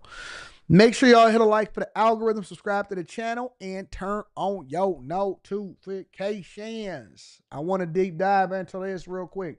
Kevin O'Leary says something that I thought was interesting. And Kevin O'Leary spoke about class wars. All right. I haven't seen this, so I thought that I want to review it with you guys, because I've seen it pop up on my algorithm. This is not something that you guys sent me. So make sure y'all hit a like for the algorithm, subscribe to the channel, and turn on your notifications. He talked about Trump's income tax plan causing a class war. Let's deep dive into it, y'all. All the president, especially on the 18 important trading partners. We're doing bespoke deals, and he's going to be intimately involved in every one. 2 weeks ago, when we had the Japanese delegation come in, he started it in the Oval, and then we took them into the negotiating room. So he laid the groundwork. Do you guys know what bespoke means? It looks like means? the tariffs don't work crowd owes President. Do you guys, before we get into this, do you want to know what bespoke means? You may have heard this when it comes to cars. You may have heard it when it comes to trucks, something like that. That's probably where I gain the most insight from. When I see somebody say, hey, we're doing a bespoke deal, right? That means they are doing something that is tailor-made, that is custom to each individual deal. Trump is saying that he wants a bespoke deal. Usually when you hear somebody say bespoke, hey, we're doing a one-of-one, we're doing a bespoke Rolls-Royce, we're doing a bespoke Lamborghini, we're doing a bespoke Maybach. That means that is specifically tailor-made and custom. When you go into the Rolls-Royce dealership or you go into the Lamborghini dealership, usually you can go in, you can pick the stitching, you can pick the pattern, you can have a custom headliner to where the shooting stars come through, and there's only going to be one of one. It is going to be bespoke, custom. You go in there, you select it. It takes them 6 months to a year in order to build it. It is bespoke. It is custom made. The color, everything is just for you. You got enough money, you can have it custom to you. What Scott Besson is saying is that every country is going to have an individual deal with the United States of America. It's not going to be blanket across the board. And soon we should be announcing some of these deals. But every country's relationship with the United States of America is different. And so we need bespoke. And that's what he's talking about. All right. Trump, a big apology. Tariff revenue just smashed records. $15.9 billion collected so far this month alone. The White House. April ain't even over. Remember, we started in April 2nd. That's when he announced tariffs, largely for the majority of the companies that went in place on the 9th. We've already smashed records with how much the United States of America is taking in via tariffs, and the month isn't even over yet. Almost $16 billion in tariffs have already come into the United States of America. The White House says it's close to a trade deal, but in the meantime, the money is starting to roll in. Hello, everyone. I'm Jackie DeAngelis. Joining me are my co-hosts Taylor Riggs, Dagan McDowell, Brian Brenberg, and with us for both hours today, O'Leary Ventures Chairman Kevin O'Leary. Great to have you, as always. And the president could be putting all that tariff money to work. He says Americans making under $200,000 a year could see their income taxes slashed or even wiped out. Imagine that. Washington politicians funding tax cuts without borrowing from China. And while doomsdayers scream about trade wars, companies like IBM are responding by announcing a $150 billion investment right here at home. Nice. We're talking about jobs, technology, manufacturing, all in America. And grocery chains like Albertsons are telling suppliers don't even think about jacking prices up. They're holding the line for consumers. Investors wait for progress on the big fish. That's China. Kevin, you say it is time to level the playing field. So I want to get your take. Yeah, China's a different stack than all the other countries listed there because there's many issues beyond just tariffs. I've been saying consistently now for weeks, and I'm happy to see this is getting some traction. I'm not the only voice on this. IP theft, we got to deal with that. Yep. World Trade Organization's disputes, we have to start clearing the backlog there because many of them are U.S. disputes and they've never been answered. Access to their courts, got to deal with that. They have access to ours. And this is why every deal has to be bespoke, because when you just talk about a tariff or a trade deficit with a country like a China, no, there's other issues that we have to deal with that we have to hammer out. Why do we have to partner with a company over in China so that they can steal our IP and steal our proprietary technology so that they can manufacture it better and then put us out of business and sell it cheaper back to us in the United States of America? No, these complaints, being able to sue Chinese companies or sue China because they have not been operating and doing things the right way with the World Trade Organization. That has largely been a backlog, right? All of these things and flooding other countries with drugs in order to, weaken their consumer, weaken their society so that they can continue to get a foothold in the world is absolutely 100% egregious. Their trade tactics is horrible because what they'll do is they'll go in and bribe leadership of other countries, and then they'll bribe leadership so that they can then circumvent the process, promise them that they'll get rich by then building infrastructure inside of their country, because nothing is for free, but then it allows for them to sell their cheap products and flood their markets, which then kills the jobs in those countries. So when Trump came up and he gave y'all a general summary and he said, listen, the true calculation of what it's costing us to do business with these countries is X, and he showed you that board and he showed y'all what he was dealing with China. He's telling you that we're at a disadvantage even though we're the biggest consumers, so we need to do things differently. It has to be bespoke because the things that we're dealing with this country is completely different than what we're dealing with Mexico. It's completely different than what we're dealing with Canada. It's completely different than what we're dealing with the EU. So every deal has to be custom. I need to be on every deal because we need to understand that we're going to do things differently, not just general across the board that allows for you to be able to circumvent and then also up in the United States of America's economy. We can't have our consumers, we can't have our taxpayers, we can't have our people being taken advantage of by your leadership that operates with no rules. This is why everything has to be bespoke. This is why everything has to be custom. This is why he had to bring everybody to the table. This is why he had to implement the tariffs. That's really starting to look interesting. Because you can't bring them to the table unless you start to impact pain on their finances and on their economy. The quickest way to get a person to the table is to start making things difficult for their money.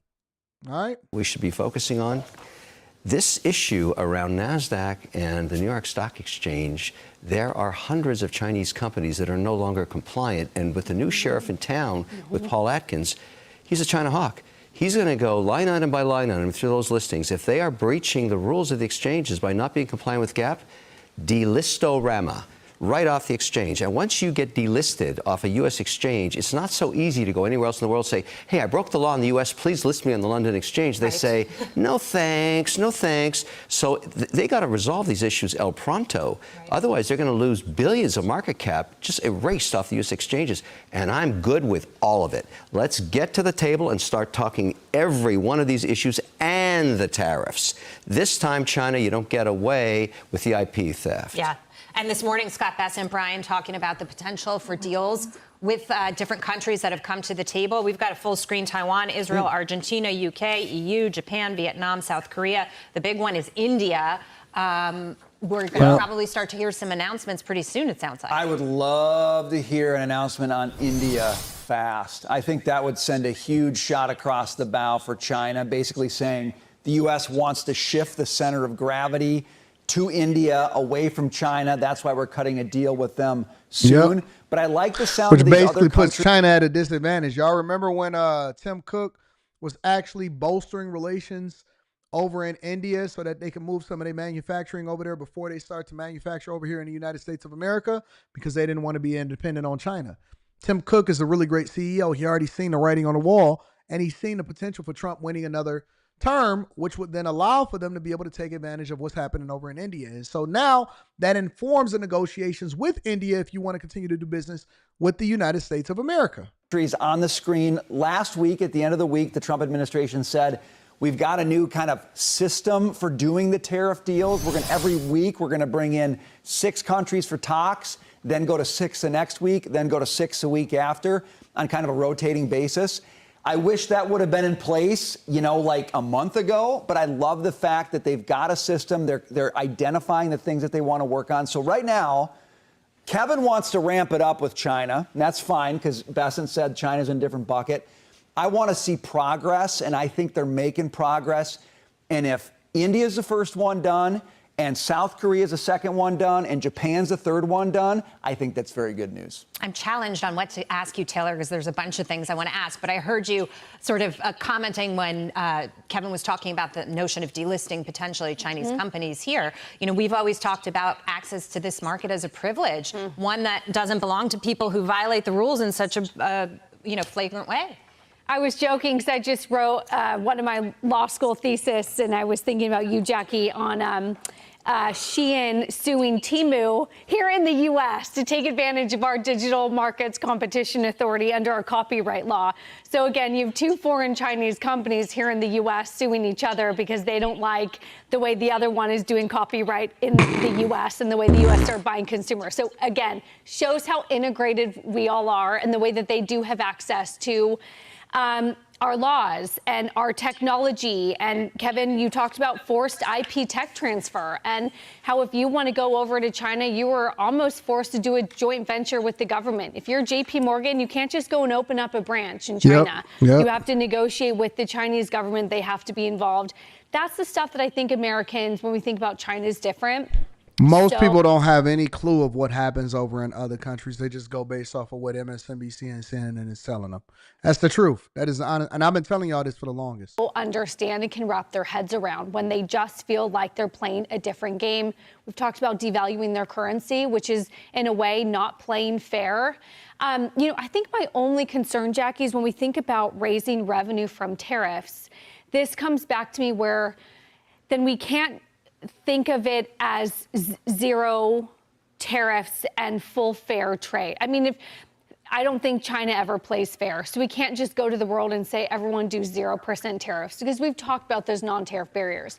But if that's the end goal, then you can't raise revenue from it, because revenue from it means that we're keeping 20, 30%, whatever it is, tariffs. So I think I'm still trying to figure out what's the goal and where do we end up in all of this? Yeah.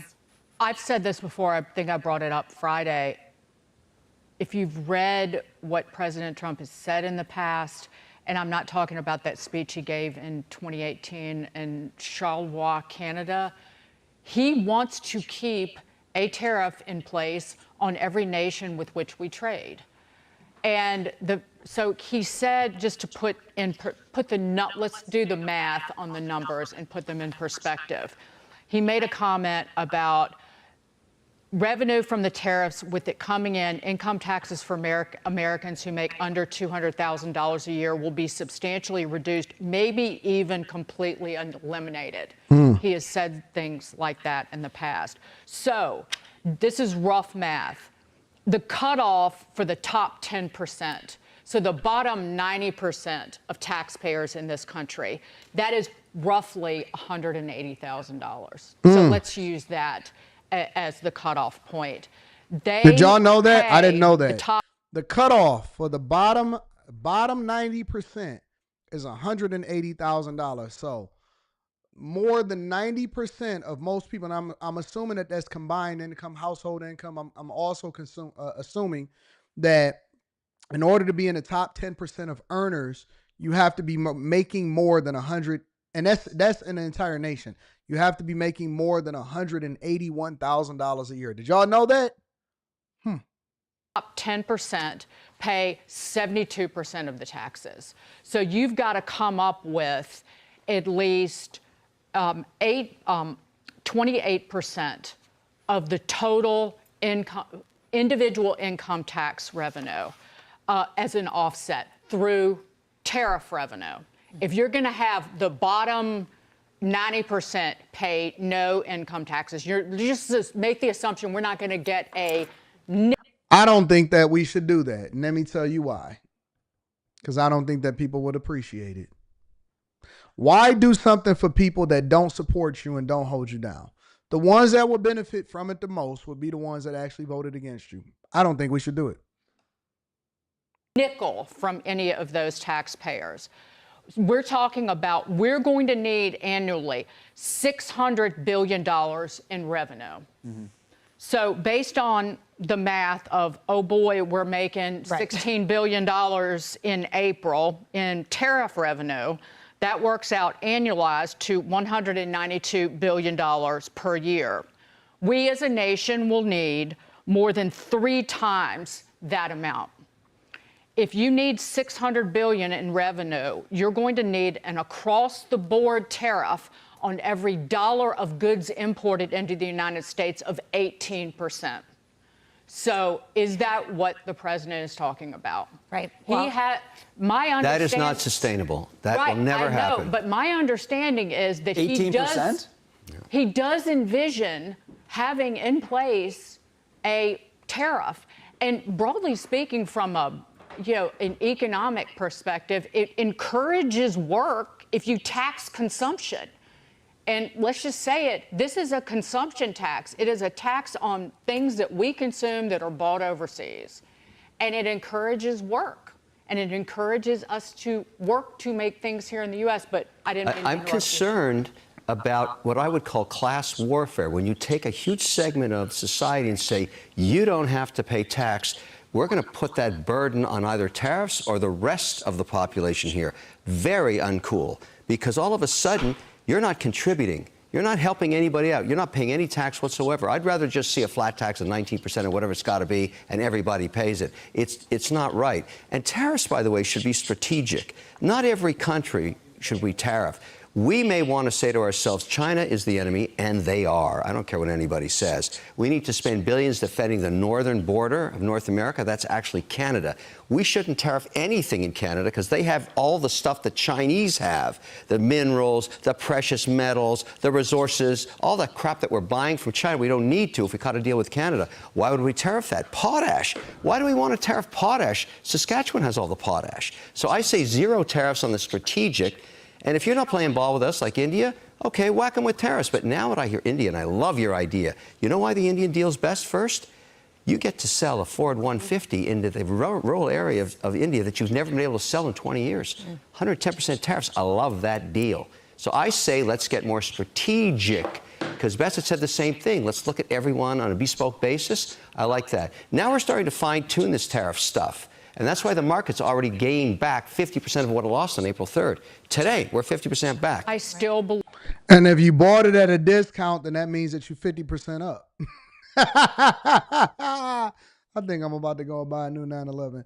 I can't buy the new 911. I got the Navigator on order. But no, to get back to what it is that we're talking about, I do think that there will be a class war if you forced the top 10% to pay.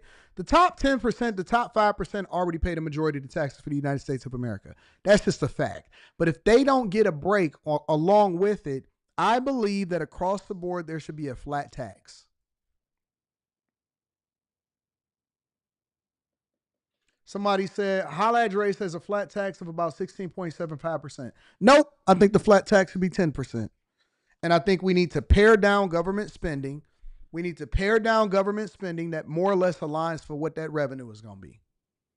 We need to have a flat tax of 10% for everybody, temporarily. I think everybody should have a 10% tax rate across the board, flat out. That's it. I'm not with the 16.75% on it. I think we should have a 10% tax rate, leave it alone, and keep it moving. Leave it alone and keep it moving. Mike Jack says the top 10% can use loopholes that the bottom 90% can't. Who lied to you and told you that? Who lied to you and told you that? Let me highlight this really quickly.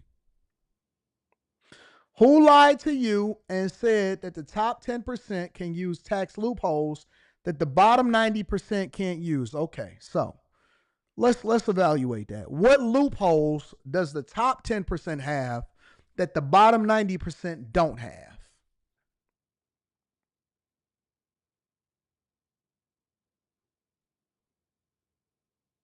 What loopholes do they have? Did you know that the tax code is applicable for everybody, that everybody has the same tax breaks, not loopholes, tax breaks? The problem with the regular 90% is that they've raised their standard of living to whatever their income is, so you have to pay the taxes in order to support your lifestyle. That's why I tell people to stay down for 10 years, even if you're making money. Even, he says, real estate and businesses. So are you prevented from opening up a business?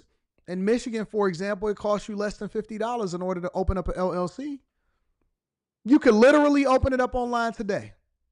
Did you know that you're already a business if you are a sole proprietor and you just filing it with your tax break? Did you know that you're taxed based off of your adjusted gross income? Anybody can open up a business. Anybody can get invested in real estate. Again, the problem with most people is that they raise their standard of living according to whatever their income is, and the way that they convince y'all to do that is through financing. Financing.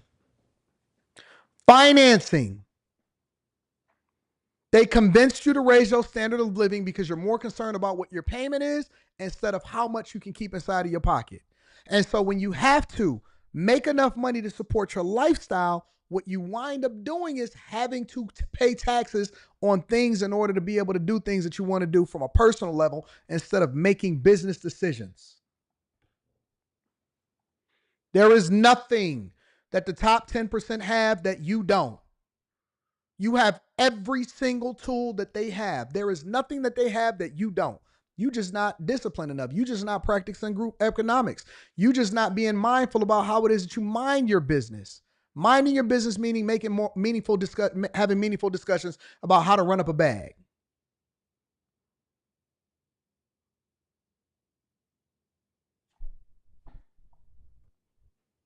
What is it that they have that you don't?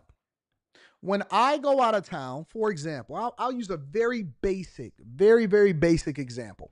When I go out of town, I will not go out of town unless I am doing something business related. Sometimes I do multiple different things business related. I may check out some real estate that I'm looking to purchase some land for. I may be out there to create content. I may be out there to do some interviews. I may be out there to do a bunch of stuff because the person that I do business, because my assistant, right? She may be going out there to prospect because she's the president of the real estate development company that I have, and she oversees the assistant duties that I take care of as far as from a content creation perspective. So I have to have her with me. So we gonna ride 2A, 2B. Our hotel that we're out there to take care of business for, that is a write-off. The actual plane flight, that is a write-off. Meals and entertainment, discussing all of the business that we took care of over there, that is also to be considered. There's a lot of things, but you're going over to wherever it is that you're visiting because you just want to go and party and get some box, because you willing to pay it. You a passport bro, because you want to go over there and take a chick to Tulum, because you trying to fly a chick out here so that you can get some box from her. No. I fly people in so that we can do interviews, so that we can create content, so that we can do business together. I went and kicked it with my guy in Atlanta, Aristotle. Shout out to my dog, Aristotle. Shout out to Honey Drip, Aristotle Investments. We talked about money. We had dinner together. We went and talked about different things. We went and visited some sites. We took care of business. I vlogged there.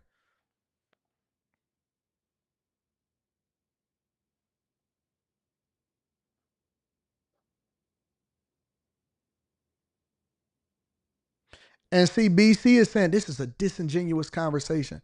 Family, instead of you trying to learn the game, you so busy trying to compete against me. You so busy trying to disprove what I'm saying. I'm telling you, I am trying to give it to you without giving it to you.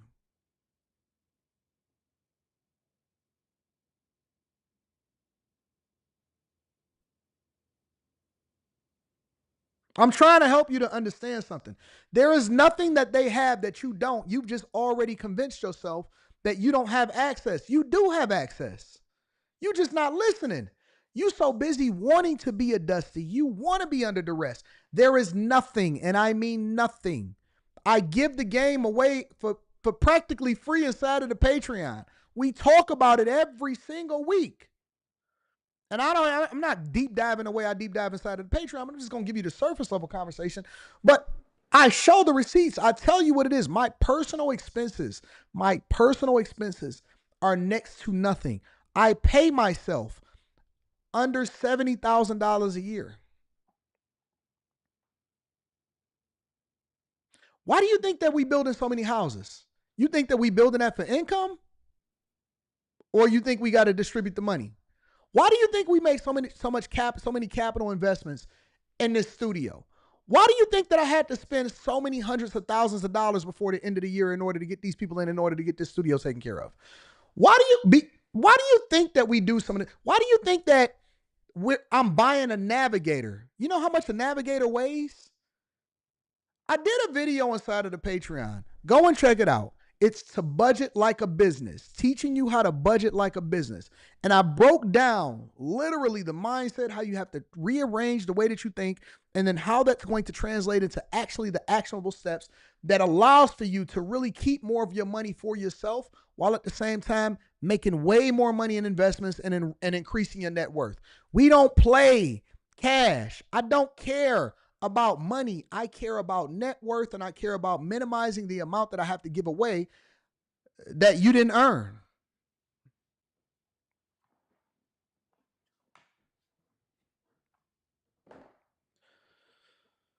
Go listen. For those of y'all that's in the Bag Chasers, you didn't watch it yet. Maybe you're a little bit confused. Maybe you didn't catch that one. Go watch the Budget Like a Business video. Go watch the Budget Like a Business video. It is important. It is critically important. And you need to remind yourself of why you're doing this and why it's important for you to make a business decision. There's nothing that other people have that you don't. You just not implementing. You just not being mindful about it. You don't leverage the information correctly. You have to take advantage of it. You have to. And this is not anything. This is not anything that I'm telling you that is a finesse. This is literally on the books. Now you should be thinking, you know what? I'm not going out there to get that Charger Challenger. I'm going out. I have to make a business decision on the type of vehicle that I can buy, because that's going to impact the amount of taxes that I gotta pay. Right? You should be structuring your businesses a certain type of way based off of the people that you do business with. You should be paying yourself a specific amount. If your business is generating this much revenue, you may have to switch over from an LLC into a corporation. But because you don't have tax strategists, because your network is all people that just talk about dick and pussy all day, it's difficult to communicate with people that only think about dick and pussy all day because you not focused on the money. The pussy is going to be there. The dick and pussy is always going to be there. All right, those conversations ain't going to end. They're going to be there before we got here. They was going to be here after we got here. They're going to be here long after we're gone. Can we get this money or no? Can we get this money or no? Is your network a group of people that's only focused on it from one lens? Is your network a group of people that only look at it from the perspective of, oh man, you know what? We just going to go travel, have a good time. Let's go play pool together. But we going to talk about this money or no? Because I'm going to just tell you, when I flew down and I'm kicking it with my dog Aristotle and he's showing me some stuff and I'm showing him some stuff, and we like, yo, hold on, wait, you did it this way, I did it this way. Hold on, let's figure this out. Let's make this make sense. We sat down, we started putting stuff together. The flight, the dinner, all of it paid for itself. Everything paid for itself because of the amount of information that we're going to implement that then allows for us to get richer.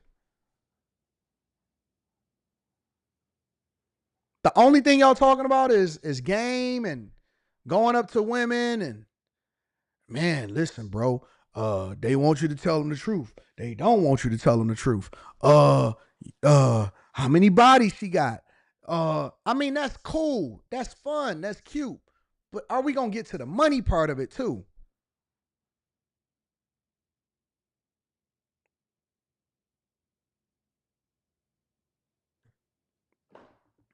No money talk. It's only what's your Snapchat, what's your Instagram? Can we exchange phone numbers? Let me fly you in. That's the end of the conversation. That's it. That's all you're talking about. That's the end of it. Man, y'all don't talk about your dreams. You don't talk about your goals. You're not kicking it with your chick, laying down next to her, talking about what you want to do next year, how much bigger you want your company to grow, how you want to start this thing. When you getting out of corporate America, how you going to leverage the information that you learned in corporate America for your own business. This is how you spending your time. I want to travel to this place. I'm trying to understand how they do this culturally. Like, is the end of the conversations that y'all talk about with the people that you cool with or the people that you lay next to every day, is the only thing y'all talk about is DMP?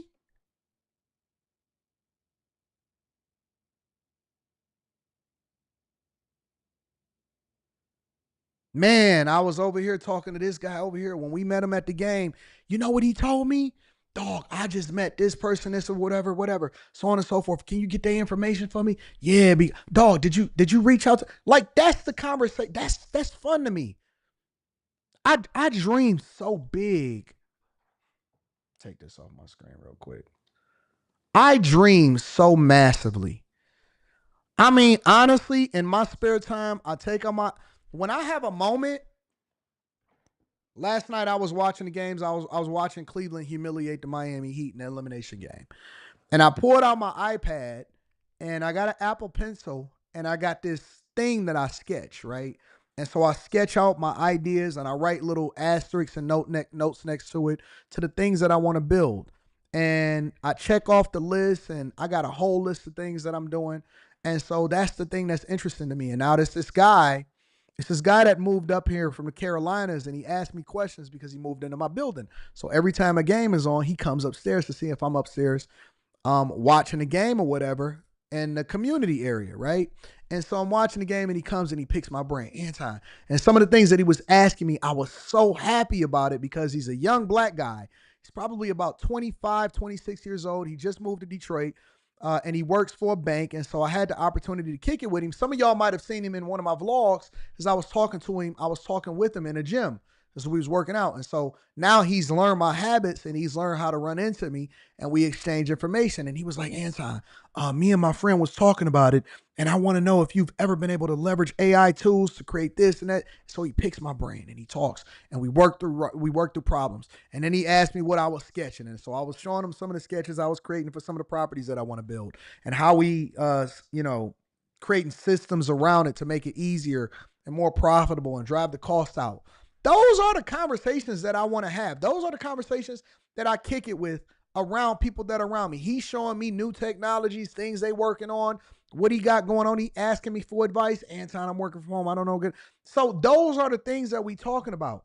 I don't want to be around people that are not valuable to me. If all you got to offer is gossip in person, and I'm talking about in person, the only thing you ever want to talk about is gossip. If the only thing you ever want to talk about is hoes, if the only thing you ever want to talk about is who beefing in the hood, who died yesterday, what funeral is going on, miss me. I don't want to be around that. I'm good. I'm off. I'm out. I'm completely tapped out to that part of the community. I don't care. I'm not interested. When you see me get up and I just walk to the other part of the room and then I just so happen to mysteriously disappear, the conversation just wasn't interesting enough for me to be there. I'm seeing myself out without announcing it. I don't have to, hey guys, I'm out. I don't want to talk. I'm not going to talk about it. I know y'all like to do that inside of the chat. I don't like what you're saying, so I'm leaving. You ain't got to announce it. Just go. That's what I do. When I don't find it interesting anymore, when I see more value in me doing something that's more productive, I'm gone. I'm just going to leave. I've outgrown the silliness. I've outgrown it, bro. I don't care who you bust down. I don't care. I don't want to know. I'm not interested. If we not doing something that's fun, if we not getting no money together, if we not talking about our dreams and what we gonna work on next year and how you gonna get to the next level on your content creation and why you gonna get to 20 and 30 and 40,000 subscribers and hey, what was your obstacles in getting there and stuff? I don't want to be around it. Leave me out of it, bro. Leave me out of it. I ain't on none of that. I'm good. Let's strategize. Let's figure out how to create a new platform. I came up with a platform idea yesterday that was so banging. And it was all based off me having a conversation with a guy upstairs, the same guy. Because I'm sketching, and then I go to YouTube to find out, what's going on, what's going to be happening, how we need to strategize and stuff like that. I seen something that came up, and I was like, wait a minute. I went and researched it. I went to their channel. I figured out what was going on. It was a one-off, but they didn't do it as well, but they had some traction on it, and it was super successful. I was like, oh, man. I was like, dog, we could leverage AI to do this and do that, so on and so forth. I ain't even going to tell you what the idea is. Not even going to tell you what the idea is. 5th channel coming soon. It's not even going to be something it's going to be a faceless channel. It's going to be sick. Actually, a 5th and a 6th channel is coming soon. It's going to be crazy, and I'm not even going to promote it. Anyways, let's get this money, y'all. Let me read some of these super chats, and I'm going to get y'all up out of here for the day. Shout out to Christopher Mayberry. Christopher Mayberry says, true, just bought the Land Rover Defender for my business based off of the budget like a business video. Shout out to you, Chris Mayberry. Congratulations. GRS Infantry says, look up the Israel Jewish people spitting on Christians. They don't even like us. They view other races as Gollum. Interesting. Just Christian says, Democrats could have used something like tariff revenue to pay for the student loan forgiveness or the Doge check. Instead, they'd rather have these countries continue to take advantage of us. Just shows how useless the Biden administration was. That's a fact. Not saying I support it, but they made too many promises without a plan. Trump has a plan. George Everett says they definitely don't want it straight up, even though they know what it is. They just don't want to hear you say it. I'm a dog. No hood rats allowed featuring God Batty says, World War II has been happening. It's a class and tech war. Society has been quickly collapsing since 2020. It's like giving on a Titanic after the iceberg hit. We are all in the same boat called Earth. That's a fact.